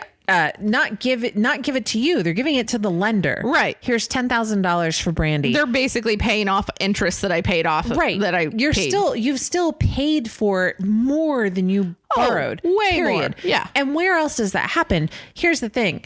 Honey and I were talking about this because my mortgage changed hands 3 times, but my interest rate was still 4.5. Oh yeah.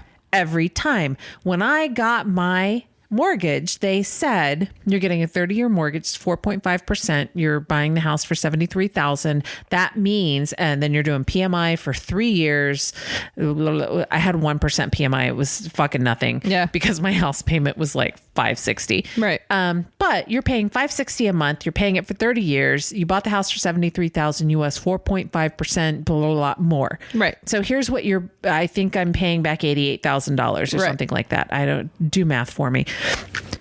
So you're only paying this much back. Right. My loan traded hands 3 times and I still only owed that much back. I knew what I was getting from the beginning. Yeah. Somebody gave me a paperwork that told me I bought a car. They said it's at a fucking great interest rate. It was like 4% at the time that I got it. I thought that was good. Considering I've paid 17% on a car loan before. Oh God. I had 2.9% when I did my car loan. I had really bad credit when I got one of my cars. But then I paid it off and got really good credit. Mm-hmm. So my car never changed hands, but I knew over 60 months, the car is $28,000. You were going to pay us $36,000 over the life of the loan. And if you pay more, then you pay less. Right. So I was like, that's great. Same thing with the house. You pay more, you pay less. Right.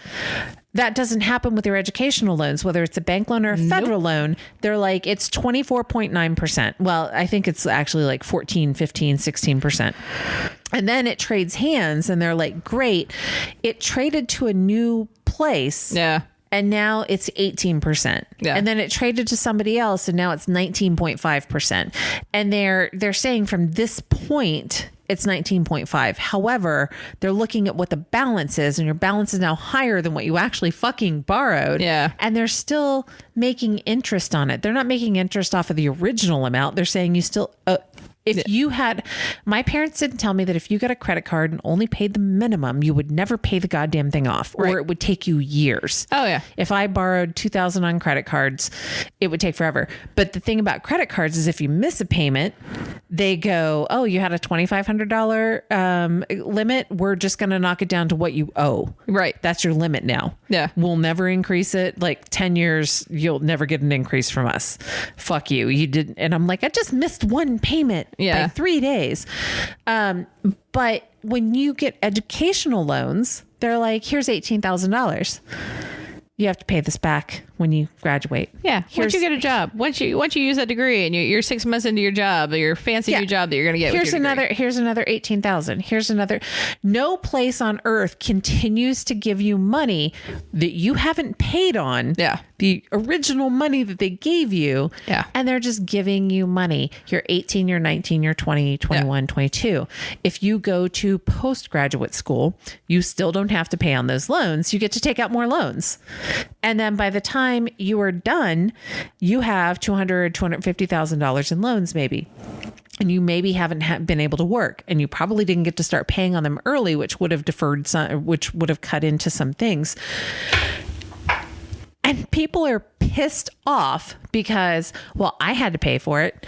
Yeah, we're not okay with that either. Like, we don't think that you should be able to have predatory lending practices. Right. But we certainly aren't going to let the next generation do this. Well, and that's the thing too. When people get pissed off about it, they're like, well, I feel like I should get a refund for 10 grand. And I'm like, okay, we feel like that too, but you're not going to get it. right. And that's my thing. I'm like, But I feel like you're don't be shitheads to the people that are getting a little bit. Okay. Like my thing is like, okay, which I might not even get any money because my loans are from 2000 to 2001 to 2006. So I'm like, I probably won't get any of this relief. But if I got 10 grand right now, that 10 grand would go against a loan that like has 20,000 on it. So I still got another 10,000 to go, guys. And you're still getting 27% or whatever the hell it is. Well, I will say my interest on my federal loans. So my bank loan is much better interest rate. My federal loans, and this is where I took advantage of the whole no interest rate during COVID, which honestly, like if they didn't have interest rates on them, like that would just be fucking great. Because the thing is during COVID, so right before COVID hit, I finally paid off one of the loans on my federal loans because instead of doing the one payment and letting it split it itself, right, I would go in and do the pay per loan thing. So instead of doing like just chucking the $180 at him or whatever that I owed each month as my minimum payment, I would go in and do the minimum payment on like 4 of the loans, and then one of the loans that was the lowest, I would go in and chuck a little extra money at so that I could try and make some headway on snowball it. Yeah. So I ended up paying off one loan, which was one of the lowest loans that I had for like $3,000. So I paid that off before COVID hit, and then COVID hit. And so during COVID, I literally worked for 2 years, even though I didn't need to make payments because I wasn't accruing interest. And they were like, oh, you don't have to make payments during this period. Because there was no interest accruing and I didn't have to make payments on the other loans, I went in and I literally tried every month to go in and just pay on the lowest loan that I had, which that one was like $4 grand. Right. And so I would go in and just pay that. And I literally just paid that off 2 months ago. So now I have 3 loans left. And the reason I picked the loans I did, 1, they were the lowest, but also 2, they were the highest interest rates that I had, which were 6.8%, which still is not as bad as a credit card. But right, when you're lumping all of the loans together and you're just giving them the payment that they're asking for, and then they distribute it the way that they think it should be distributed, you're still accruing more interest on each one of those loans than you are making any headway. And again, it's not like paying your mortgage where I paid $560 a month for my mortgage and I would round it up to $600 and I would say, put that on principal. And that's what I do for mine. Mine's like $580 and I throw $600 at it and it chucks it on to principal. Those of you that are not in Ohio are like, are you fucking kidding me about your mortgage? Yeah. We're not. I had a 1,200 square foot home and I paid $540 to $560 depending on like what the what my property taxes were. Yeah. We got a good in Ohio, relatively speaking. You can't buy a house for what we've bought houses for. No. Well, and that's the thing. And I bought my house 7 years ago and it was a HUD house and it needed fixed up and I had to dump 10 grand into it right away to do some things. So like I bought mine stupid cheap and you know, it was $580 with the taxes and escrow and everything else rolled into it, which now, because I refinanced, because mine was at 4.5% also when I got my house loan. Now I refinanced and it's down to 3%. But when I did that, I had to do it without the escrow and everything else. So now it's still $580, but that's without the escrow and everything else. So, you know. Yeah. So I don't. My brain hurts from it. But the people who are bitching about it that are in Congress, the reason that I go here is because I happened to run across an article. No, not an article, a tweet. And somebody was like, has anybody checked in on at White House on Twitter? Because somebody woke up and chose violence. The day after, 2 days after the whole thing came out, the Republican Congress people were out in force talking about like, you should have to pay back a loan that you took out. So at White House, the Twitter account, which is an official fucking Twitter account, started quote tweeting. So you retweet or you quote tweet. Yeah. Started quote tweeting their bullshit with the following. Marjorie Taylor Greene says whatever bullshit she has. At White House says Congresswoman Marjorie Taylor Greene had $183,504 in PPP loans forgiven. Vern. I need glasses. I should probably put them on. Vern Buchanan, as a blue-collar kid who worked his way through college, I know firsthand the sacrifices people make to receive an education. White House, Congressman Vern Buchanan had over $2.3 million in PPP loans forgiven. Mark Wayne Mullen has some shit to say. Congressman Mark Wayne Mullen had over $1.4 million in PPP loans forgiven. Kevin Hearn, over $1 million in PPP. Mike Kelly, $987,000 plus dollars. Matt Gates, $482,000 plus dollars. These people have a lot of fucking nerve to talk about loan forgiveness for people who are making less than $75,000 a year. Yeah. And these aren't doctors and lawyers. They actually might be if you're in like, if you're like hucking it at a free clinic or you're doing like defense work. Yeah. You might be not making as much money, or what do they call those? Like the, not defense attorney, like the city provides, the county provides. I'm just thinking They're all not pro rise. bono. They're like, they're city defenders or whatever, something defenders, city appointed defenders or something like that. Yeah. So, court appointed. There you go. Yeah, there you go. If we can get there. So, what they're mainly talking about are, so I went to college, quote unquote college. And if this had been now, number one, my college was predatory anyway. Number two, when I got out of college, that I paid over $16,000 for 18 months, I made $14,000 a year. I left a career that in the government that was $28,000. I took a 50% pay cut just to get the fuck out of my career field. Yeah. But I also paid over $16,000 to do so. They're talking about educators. If you're, Florida's a different fucking case considering what they're doing, but in order to teach, not only do you have to have a bachelor's, you usually have to commit to getting a master's within your first 1 or 2 years of teaching. I was going to say in Ohio, you have to have a master's degree at some point. Yeah. So you're talking about people who make $35,000 a year. Yeah. Who have to go get a master's degree. Right. And they're not, and college is not affordable. And it's not like they're defaulting on their loans. They're paying for their loans. They're just paying twice as much for their loans as they should. Right. And it's like if you go on the, because I did this for a while, if you go on the income driven repayment plan that they have for those loans, they base your payments on your income. So like you can pay a lower payment. But the problem is your interest is still the same and everything. Right. So you're still accruing so much interest on those loans that you're accruing more interest than they're actually making you pay because of your income. So basically, you're never making any progress. For every $100 that you have borrowed, you said your loans were originally like 6.75% or something like that. 6.8% was the highest one. Yeah. So for every $100 that you have borrowed, you have to pay every month for every 100, $6.80. Yeah. And if you've borrowed 10,000, that's $680. So not every month, probably every year. I don't know. I'm not good at this shit, but you're actually just snowballing shit. Oh yeah. The wrong way. Right. You're like avalanching shit. Yeah. it starts up really high and then it just keeps gaining fucking momentum to the bottom. And it compounds so much that it's like by time you get to the point where you're making enough money that like you're like, okay, I can actually start making progress on these loans, they're still the same size loans that you took out. So it's like, okay, so now I'm at a point in my career where I actually because when I graduated, okay, and here's the thing. I went to Ohio State. I got a degree from Ohio State, right? And they have guidance counselors and job placement and things like that, right? So when you get your degree that they're supposed to help you find a job and all this other stuff. I went through that whole process. I did that. Do you know the job that Ohio State found me when I graduated?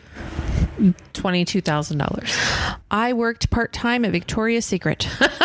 I did too, and I didn't have a college education. You worked at the Columbus Center? The Columbus one. No, not the call center. The actual Victoria's Secret store at Easton.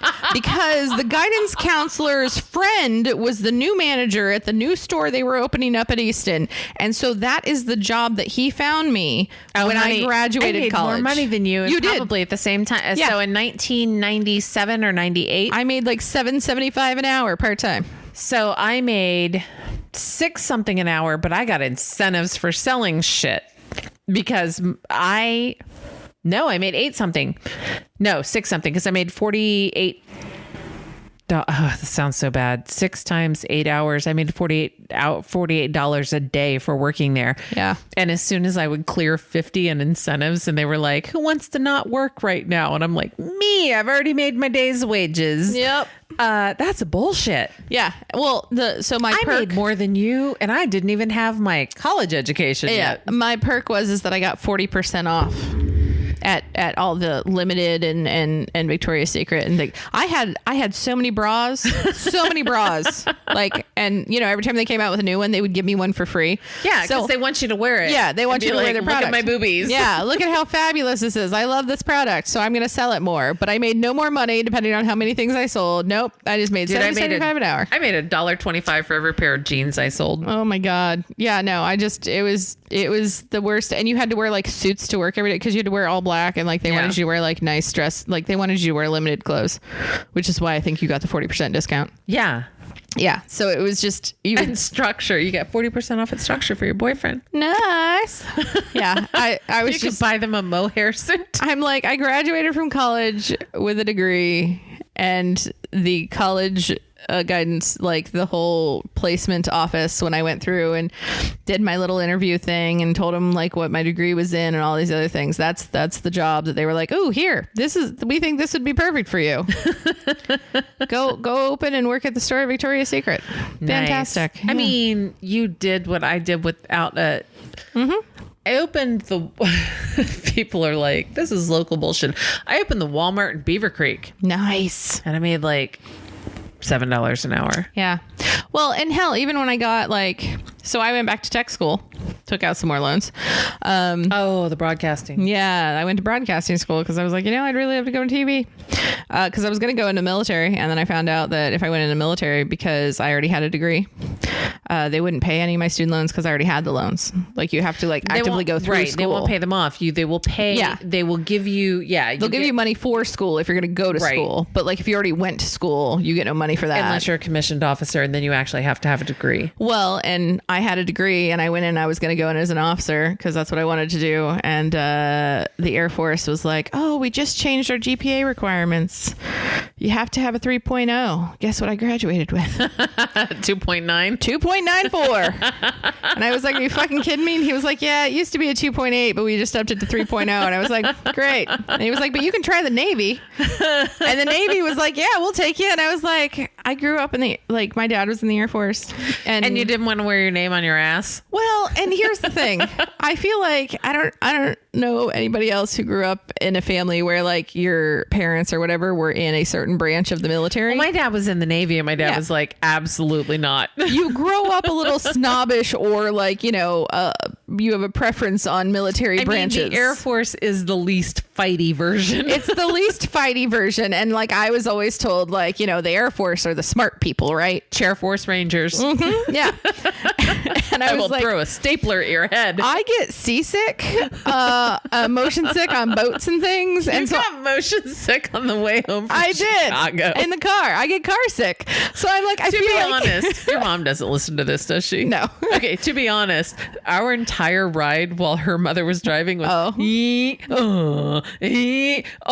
she doesn't pick a and pace behind a vehicle. No. She drives up on top of it, and then she hits her brake, and then she drives up on top. I don't get car sick. There's a reason my stepdad was gonna die. Yeah, there's a reason my stepdad has to replace her brakes every year. She used to have this thing. There used to be a car place that did lifetime warranty on brakes or whatever. She literally did that shit because every year she'd have to go in and get new fucking brakes. Awful. But I get car sick anyway, but yes, extra when she's driving. And so I was like, I don't think I can go into the Navy. Yeah. Because also when I went and asked, I went in and talked to him and everything, went through the whole process as far as I didn't sign up, but found out where they could place me, all this other stuff. Did you do your test ASVAB? Well, I didn't do the test. Okay. Because we got to the point. No, I mean, I had to do a pretend ASVAB where they were at 65 points or 64 or whatever. And I was 64 out of 64. I was drunk when I fucking took it. Oh. I am not lying. If I'm lying, I'm dying. I got shit-faced because my boyfriend broke up with me. And then I was like, I'm joining the Air Force. I went out to Caesars Creek Lake and drank wine sitting on the beach crying in my fucking hands. And then DUI'd myself up to the recruiting center and took a test. Yeah, I never took the test because like I went in and talked to him, and then when we were talking about like going in as an officer, it was like, okay, well, there's certain like things you can go into, right? And I told them what my degree was and all this other stuff, and they're like, okay. And I was like, well, I know you have like public relations officers and and video production and all that kind of stuff. And they were like, yeah, but if you want to do that, you have to go in as an enlisted person because we don't have jobs for officers for that stuff. No, as an officer, you just get put over shit that you don't know shit about. Yeah. And I was like, well, so, and they were like, well, we can put you in supplies. And I was like, what? Okay. So like I go home and you would have ended up at Right Pat. Yeah. I want to see the world in Dayton, Ohio. And I went home and I told my dad, I was like, all right, so I've got two things right now. There's a tech school in Dayton that does like broadcasting stuff. And I went and talked to the Navy recruiter because I couldn't get into the Air Force as an officer and I didn't want to enlist.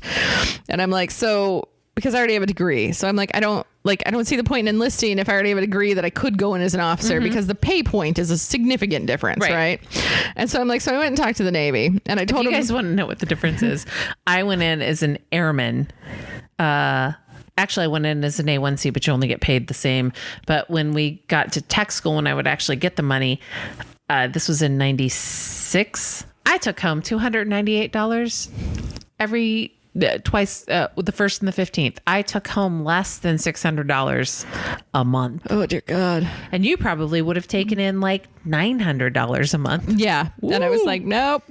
So I told him that. And then he ran around the house like yelling, supplies. Like he would just randomly yell it all the time. And I was like, I'm going to fucking tech school. So I did. But my first job, even out of tech school, $19,000 a year. That's how much I made. So I'm like, okay, so I've got 80 grand in loans. Yeah. I added an extra 5 grand onto it with tech school and I'm making 19,000 a year. Yeah. So like all of that interest has accrued over the past 20 years.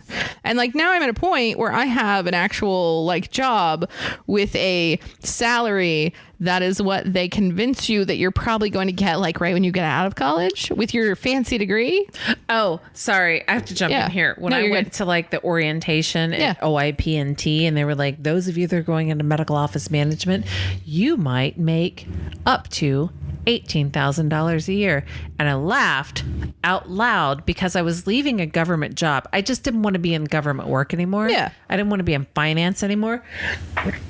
I laughed out loud because I was leaving a job that made $28,000 a year in 1999. Yeah. Yeah, 99. And I laughed and they were like, what's so funny? And I was like, I'm making fucking way more than that right now, but I still don't want to do the job. Yeah. And I would like to pay you a lot of money to not do my job. Right. Yeah. Well, and that's the thing. The 19,000 that I made, I still to this day do not regret doing that because I decided that I wanted to do something that I enjoyed doing rather than doing something that I absolutely hated and wanted to stab my eyes out every day. Makes sense. So, you know, like, and I did that for a good 10, 11 years and I did something that I enjoyed doing and I loved doing and I made no money at, but also was a job that I took a lot of pride in because I felt like I was doing a public service kind of a thing. Which I know anybody listening to this, if you think broadcast and you're like public service, what the fuck are you talking about? If you want to be a radio DJ, just fucking kill yourself. Yeah. No, don't do that. No. That's wrong. But if you want to be a radio DJ, understand that you work 4 hours a day and you need another job. Yeah. Yeah. And you're going to have to work ridiculous hours. Actually, there's a guy that I follow. I don't think he listens to our podcast because he's a reverend here in Dayton. He was like, I have to listen to your podcast. I was like, I would suggest you don't. I just told my boss about our podcast last week. And she was like, wait, you have a podcast? And I was like, yeah. And she goes, what's it called? And I was like, young bitches be like. And she started dying laughing. And I was like, okay, that's a good response. I like that response because I'm always a little terrified to tell people the name of it because I'm like, How are you gonna take this? Yeah. So, the Reverend, actually, if you are on TikTok, follow Rev Geek, REVGEEK. He's a minister here in, oh, nope, that's probably going to have volume. He's a minister here in Dayton, Ohio, but I made a comment on something because I was like, oh shit, you're in Dayton, Ohio. Goddamn, dude. He didn't invite me to church. I feel like I'm shocked. I know. I don't even think he listened to anything before he didn't invite me to church, but he was like, I should listen to you. And I was like, I would not listen to me at all. But he was in broadcasting for years, and he was like, and now I'm a reverend. And I was like, oh shit, you wanted to make less money than being in broadcasting. That's pretty tragic. I mean, God doesn't pay shit. Broadcasting pays nothing. What's that whole joke about when you take in you take in donations when you're at the church and you throw the donations up in the air and you're, sorry, I'm fucking this joke up. So, there's a minister, and he is standing in the middle of 3 concentric circles, and he takes the I still have like 3/4 of a glass. I thought you were doing that because you didn't have any more. No, I was just she's doing that because she thought I ran out of wine and was going to finish Fireball, and I'm just like, I should fucking finish it. I'm like, if Minnie picked up the Fireball, there's something wrong. It does taste like Fireball. Well, now it's warm. When you make it cold, though, it reminds me of... it's a little more burny, I feel like. So... somebody tweet us and tell us what the liquor is that Aftershock. Never mind. Don't fucking tweet me. Aftershock was a liquor that either tasted like Rumpelmints going down and then changed to cinnamon schnapps or vice versa. Ew. It was gross. And it was a thing in the 90s that everybody did. It was gross as fuck. And people are like, look, there are crystals in it. And I was like, Goldschlager has gold in it. And I don't want to shit gold every day because I'm not panning. I used to drink Goldschlager a lot during college, which is why I feel like I moved on to Fireball as an adult. Last time I drank Goldschlager was off the chest of a male stripper. So you know how there's like that, there's certain men, not everybody can gain a 6-pack. Not everybody can gain a very symmetric 6-pack that leads from your titties down to your navel. Yeah. But a stripper named Casanova, I made a face. A stripper named Casanova decided to buy me drinks one night when I was turning 21, and the bar did not know that I was turning 21 because they thought I was already 21. And so I was at a place called Sloopy's in Dayton, Ohio, and he would take Aftershock. No, he would take Goldschlagers. That's what we were talking about. Goldschlagers. And he didn't make me. I was drunk. So I put my bottom lip at the top of his navel, and he poured Goldschlagers down his chest, and I drank Goldschlagers and baby oil basically 5 times.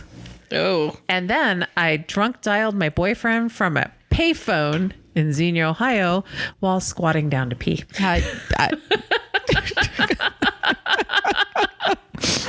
And yet, having heard that story, just know that Brandy's mother would put that story to shame. Oh my God.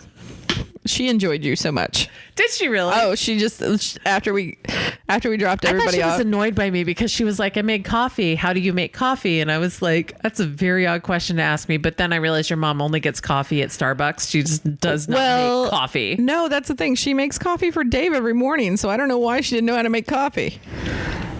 Your mother did not believe me when I said it is 1 scoop per cup. And she said, well, I put in 1 scoop. I put in 3 scoops and then a whole carafe of water. And I was like, whatever, I'll fucking drink it. Yeah. And then I'm so glad she doesn't listen to this. It's nothing against your mom because you know your mom. And so when I say this, these things you were going to know. So Brandy and her mom just bicker the entire time. But it's sweet. It's cute. My mom and I bicker too. Because I'm always like, Mom, what the fuck are you doing? Why are you doing that? Yeah. I feel like it's payback for my entire childhood of her being like, why'd you do that? Why didn't you do that? Yeah. I don't know because nobody fucking told me how to do this. Yeah. So why are you fucking with me? So your mom made me coffee Tuesday morning. It was a weird weekend. Horrible. It wasn't a Your weekend. mom made me coffee Tuesday morning, and then she asked me how to make the coffee, and I was like, "But you already made the coffee." I was like, "It's one. How do you make coffee?" And she and I told her 1 scoop for every cup, and I made 6 cups of coffee yesterday, and I didn't drink the whole thing. Her mom made me 12 cups of coffee with 3 scoops of coffee grounds, and then when I'm sorry, I'm out of order. I walked out of the bedroom. I had the furthest bedroom away from the kitchen, which I fucking enjoyed. We had window air conditioners in a 100-year-old home in every bedroom. Oh, they were which great. I enjoyed So great. because I like a room to be about 60 degrees. Yep. And I only put it on 68 because I thought it would fucking break the air conditioner if I put it lower. Yeah. So I walk out of the bedroom with my clothes in my hand, knowing that somebody is probably in the bathroom because I'm not the earliest riser. Your mother stops me halfway through the living room and says, "Somebody's in there." I'm like, all right, cool. I am also not a morning person, which nobody told your mother. Oh, no, I did not. So I was And like, honestly, it wouldn't have mattered if I had. I'm like, She's why are you just such a goddamn morning talking person. to me Yeah. at fucking 8:30 in the morning? We just went to bed 6 hours ago. So I put my clothes down on the table, and as I'm walking away, she goes, "I made you coffee." And I went, "Thank you." And she goes, "How do you make coffee?" And I was like, "It's like 1 scoop for a cup of water." And she goes, "That's not how I made it." And I was like, "Cool, it's probably good anyway." And she goes, "I only put in 3 scoops and 12 cups of water." And I was like, "Well, I'm good with that. I don't fucking Yeah, care. yeah, It's just- caffeine." yeah. So as I'm walking away to go get something else, I come back because I'm like, I'm going to get a cup of coffee while somebody's in the bathroom. I wasn't clear who was in the bathroom. It was you or Kat, because That's there were the only 4 people of that were us. there. And Yeah. 2 of us were out, not in the bathroom. And so as I'm approaching the dining room table, she said, "I made you coffee." And I'm like, I got it. Fucking understood the goddamn mission right away. So I went and I got a cup of coffee. Yeah. And she was like, "Do you want milk?" And I was like, "I don't drink milk. Should I make you breakfast?" And I was like, "No, I don't." She can't stop being a mom. Brandy's going to make breakfast. Do you want breakfast? I don't fucking want to eat anything. Brandy bought us a carafe of wine at Lady Gaga, and it was the only thing that made me stop holding on to the seat behind me and stand up and dance because I thought I was going to die. Yeah. So then I felt bad that I didn't drink 12 cups of coffee because I only drank 1. And she was like, "But I made 12." And I was like, I literally only drank 1 yesterday. And when I say 1, I meant I drank 16 ounces, and there were some ounces left in the pot. And she was like, "Well, I guess I'm just going to have to throw this out." And I was like, I'm not going to drink 12 cups of coffee. No, it's fine that she threw it Because you out. made it. Yeah. No. But you walked in on an interesting conversation, which is why I'm surprised that your mother enjoyed me, because you walked in as your mother said, "I don't think gay people should get married." And I was like, Oh, I remember this. yeah. And I looked at Brandy because I'm respectful Yeah. of parental figures, and my mouth was entirely open when you were walking out on the patio. Uh-huh. And then she said, "Don't think bad about Brandy's mom. It's just a generational thing." And she said, I asked him, a grandchild, "How do you know you're gay? How do you know it's not a phase? Have you ever been with a girl?" And I was like, my jaw dropped further. And then she went on to explain that he had said, "I've kissed a girl. It didn't do anything for me. Grandma, I don't know what you're asking." And she was like, "I just don't know why you can't be with girls." And I said, she goes, he said he's known he was gay since he was like 5. And I'm like, yeah. And at this point you sat down as reinforcement, which was super because I wasn't sure what to do. You guys have sat with people's parents and you're like, I don't know where to go with this. I don't know how to handle it. Yeah. So she was like, "I don't think anybody at 5 knows that they're gay." And I was like, "At what age did you know you were straight?" And she looked at me and then you went, "Yeah, Mom. What age did you know you were straight?" And I was like, "Thank God I've got somebody in this battle with me." Fuck. And she goes, "Well, I mean, I don't know." And I was like, "Have you ever been with a girl?"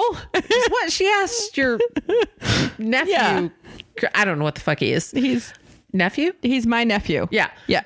So she goes, "I've never been with a girl." And I was like, "So how do you know you don't like girls?" She goes, "One kissed me one time." And I was like, "Shit, one kissed me too." And I was thrown off the first time. And the second or third time, I was like, "Cool." Yeah.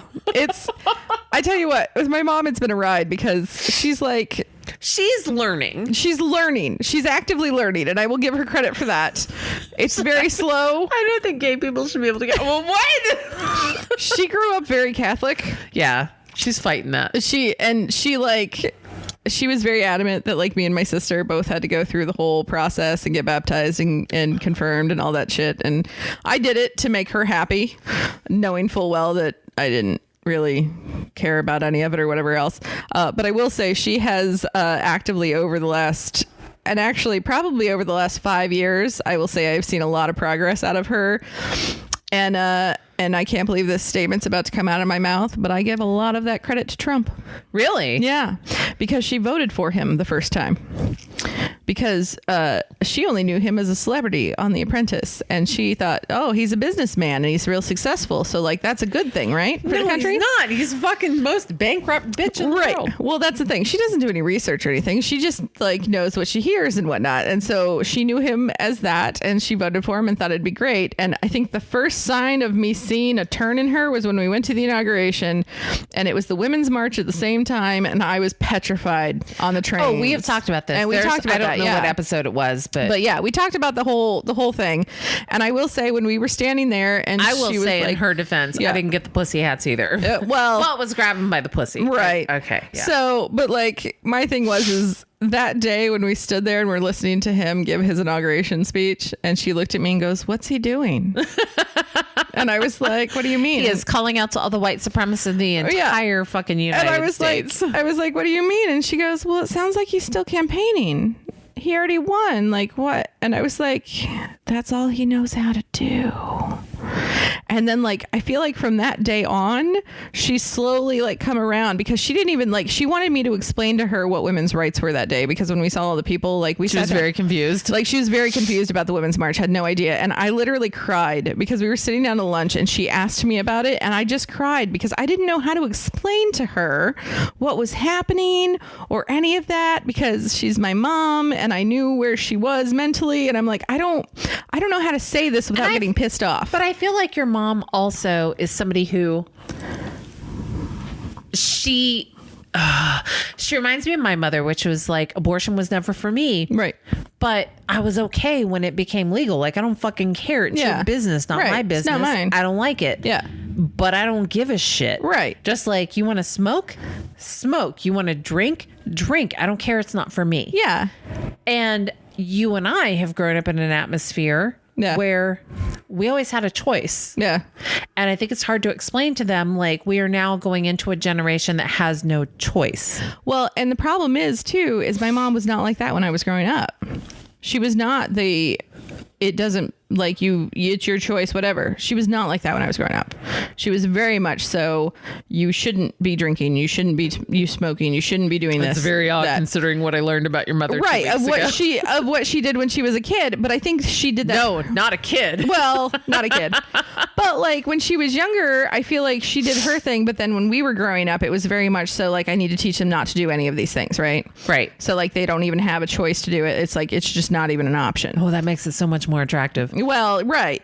And so now that we're adults, I feel like now she's also coming back around to that point where she's learning a little bit more. And over the past 5 years, she has like 'cause you don't have nieces. No.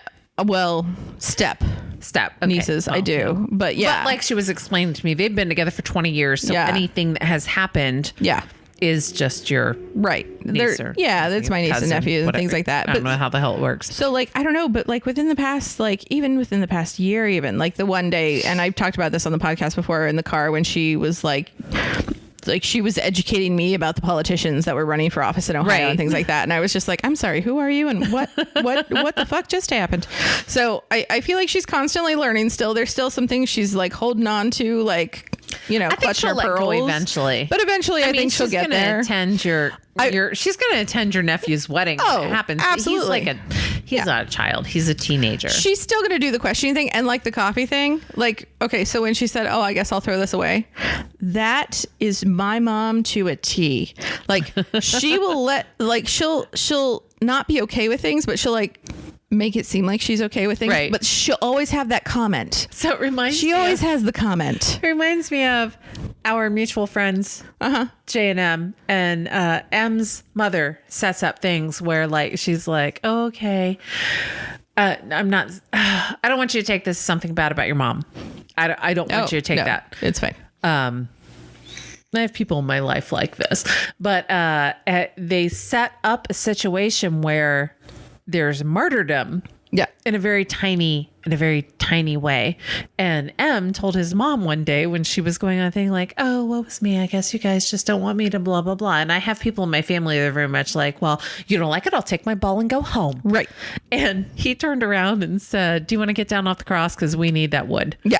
And I was like, and I love her. I love your mom. Oh, no. She was wonderful. But I was like, will you quit fucking picking up my papers and then tell me how hard it is to pick up my papers? Yeah.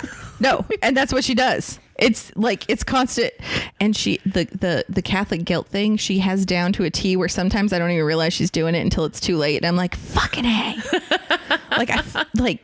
I feel guilty, but then, you know, and I love my mom to death, but like she'll do those things and I'm like, oh, and it's funny to hear you say that we were bickering the whole time because like in my brain, like that wasn't even fighting because like, oh, it was stressful. Like when we woke up that morning and at some point when you came out of the bathroom, cause it was you in the bathroom, and you were just pissing. I was like, I just want to take a shower. And I know you are like going to be like cool to like not wash your hair and just whatever. Yeah. I'm fine with all that. But when like you came out at one point and we were together, I think maybe even in the car. And I was like, I swear to God, I'm not answering and I have in headphones because I'm tired of people. Yeah. Like I don't experience people a lot. Yeah. I work from home. Yeah. We work in different offices. I do some meetings, but they're all virtual and I get to be like, I don't fucking want to do this anymore. And I just don't go to some of them. Yeah. We were with 45,000 people. The four of us were together for 2.5 days. Yeah. And I was done. Yeah. By like, absolutely. And I felt so bad because I was like, I must be nice to Brandy's mom, but I am so done. Yeah. I can't take one more person wanting to interact with me. Yeah. I will say this. You guys are lovely to travel with because y'all stop at any opportunity because my honey, here's the thing, a humble brag. Honey took a job that he stepped out from a job that he'd been at for like 12 or 15 years. He took a job. We weren't sure about where it was going to go. Yeah. But he loves it. He loves it. And so he was like, now that I have this money, which is way more money than I make. But now that he has this money, he was like, I'm buying a Tesla. And I was like, I wouldn't give Elon Musk your left nut. But if you want to give him $65,000, go for it. I don't give a shit, honey. You work hard for your money. You work hard for it. You took a big step. So what I'm saying here is that he's not going to fucking want to stop and let me pee. Yeah. And your mom was like, I got to pee. And I was like, I can pee. It was cute because your mom was like, we will stop anytime you want to. And I was like, no, I will pee anytime you stop. These two things are not synonymous. Yeah, if you want to stop for a soda, I will pee. If you want to stop 20 minutes later, I will also pee. You don't understand how much I can pee. At one point, we stopped at a rest stop. I peed and I had to turn around and go back in and pee again. And I was like, everybody thinks I'm taking a shit, but I just have to pee again. And when it came to taking a shit, that didn't fucking happen. Oh, no. I was so sick by the time we left. I was like, yay, poop. Yay. Goddamn dying. Oh my God. Yeah, it was and we couldn't talk about this when we did the Gaga. Yeah, because we were in the same room with everybody. We were in the same room. So. Oh my God. I enjoy playing euchre with your mother because I can't imagine the two of you fucking being partners. Oh, me and her kick ass when we play. Yeah, so this is what I was saying. So the fact that you said that we bicker it's kind of, as soon as you said that, I was like, oh, we probably do like bicker with each other because I'm so used to being around like me and my sister and my mom, and my sister and my mom are like cutthroat, like bitch at each other. like to the point where I'm like, I have to leave the room. I can't. Like you two can just keep going at each other, but I've got to go. Like I can't sit here with this happening because we went on vacation once, down to Florida, and we were all staying in the same like condo, 2-bedroom thing, whatever. And it was my mom and my stepdad and my sister, the kids, and me. And literally after a day and a half, Did your brother-in-law just run away, or he was like, oh, he fuck doesn't. no. He doesn't show up half the time, and if he does, like, he shows up like as soon as dinner's done, and then like, you know. But I literally scheduled myself a hair appointment the next day and got my hair colored and everything. I was in the salon across the street for like 4 hours while we were on vacation in Florida. My mom even came over and visited me at one point, and she was like, "Hey," and I was like, "Hey, I needed to get out of the fucking condo because I can't stand it." So it's funny when other people see just me and my mom together, because I didn't realize that we bicker as much as we do, just because I'm so used to the dynamic of like the three of us. Two of you nag the fuck out of each other. Oh yeah, we definitely nag each other, and that's a good way of putting it. I was super happy that you started driving though, because I don't get car sick, and I thought I was going to throw up in the floorboard. Yeah. After we got out of Chicago, I was like, I can't. Oh, the most fun part about Chicago was Kat being like, look at me, look at me, look at me, because I have a recurring nightmare about going up a very high overpass that makes a hard U. So when I'm going up the overpass in my dream, I can feel the car almost losing traction. So you have to keep speed up so that you keep traction with the road. And then we went through the Chicago Skyway. And we went over a giant bridge before the, actually, as we were entering, before you get to the Skyway, you enter a giant overpass, and Kat went, "Don't look." And I looked, and I was like, not fucking looking anymore. And she's like, look at me, let's just talk about shit. Like, what do you want to talk about? Even if you don't want to talk, just look at me, And Kat, for I think 15 minutes, was like, look at me, don't look. I know you want to look, but don't look.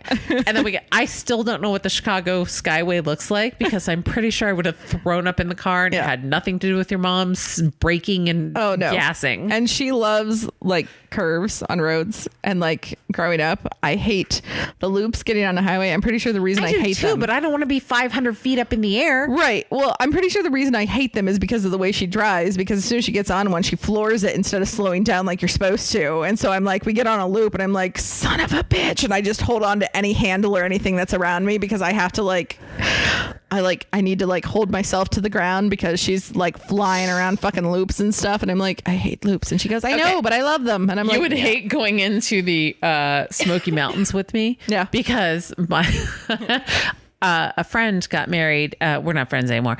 But she got married in the Smoky Mountains, and we had to go up to the chalet that we stayed in, a fucking cheap ass hotel, like Motel 6 of Gatlinburg. Oh yeah. So they had a chalet, and then there's shit that you have to drive through to get to fucking Gatlinburg from Ohio. Yeah. And I worried the shit out of the airman with me, because I was like, gas in the curve, let off, gas in the curve, let off on the straight, gas in the curve, let off on the straight. And she was like, what the fuck are you doing? And I was like, that's how you drive down a mountain pass, is that you gas into the curve and let off the gas.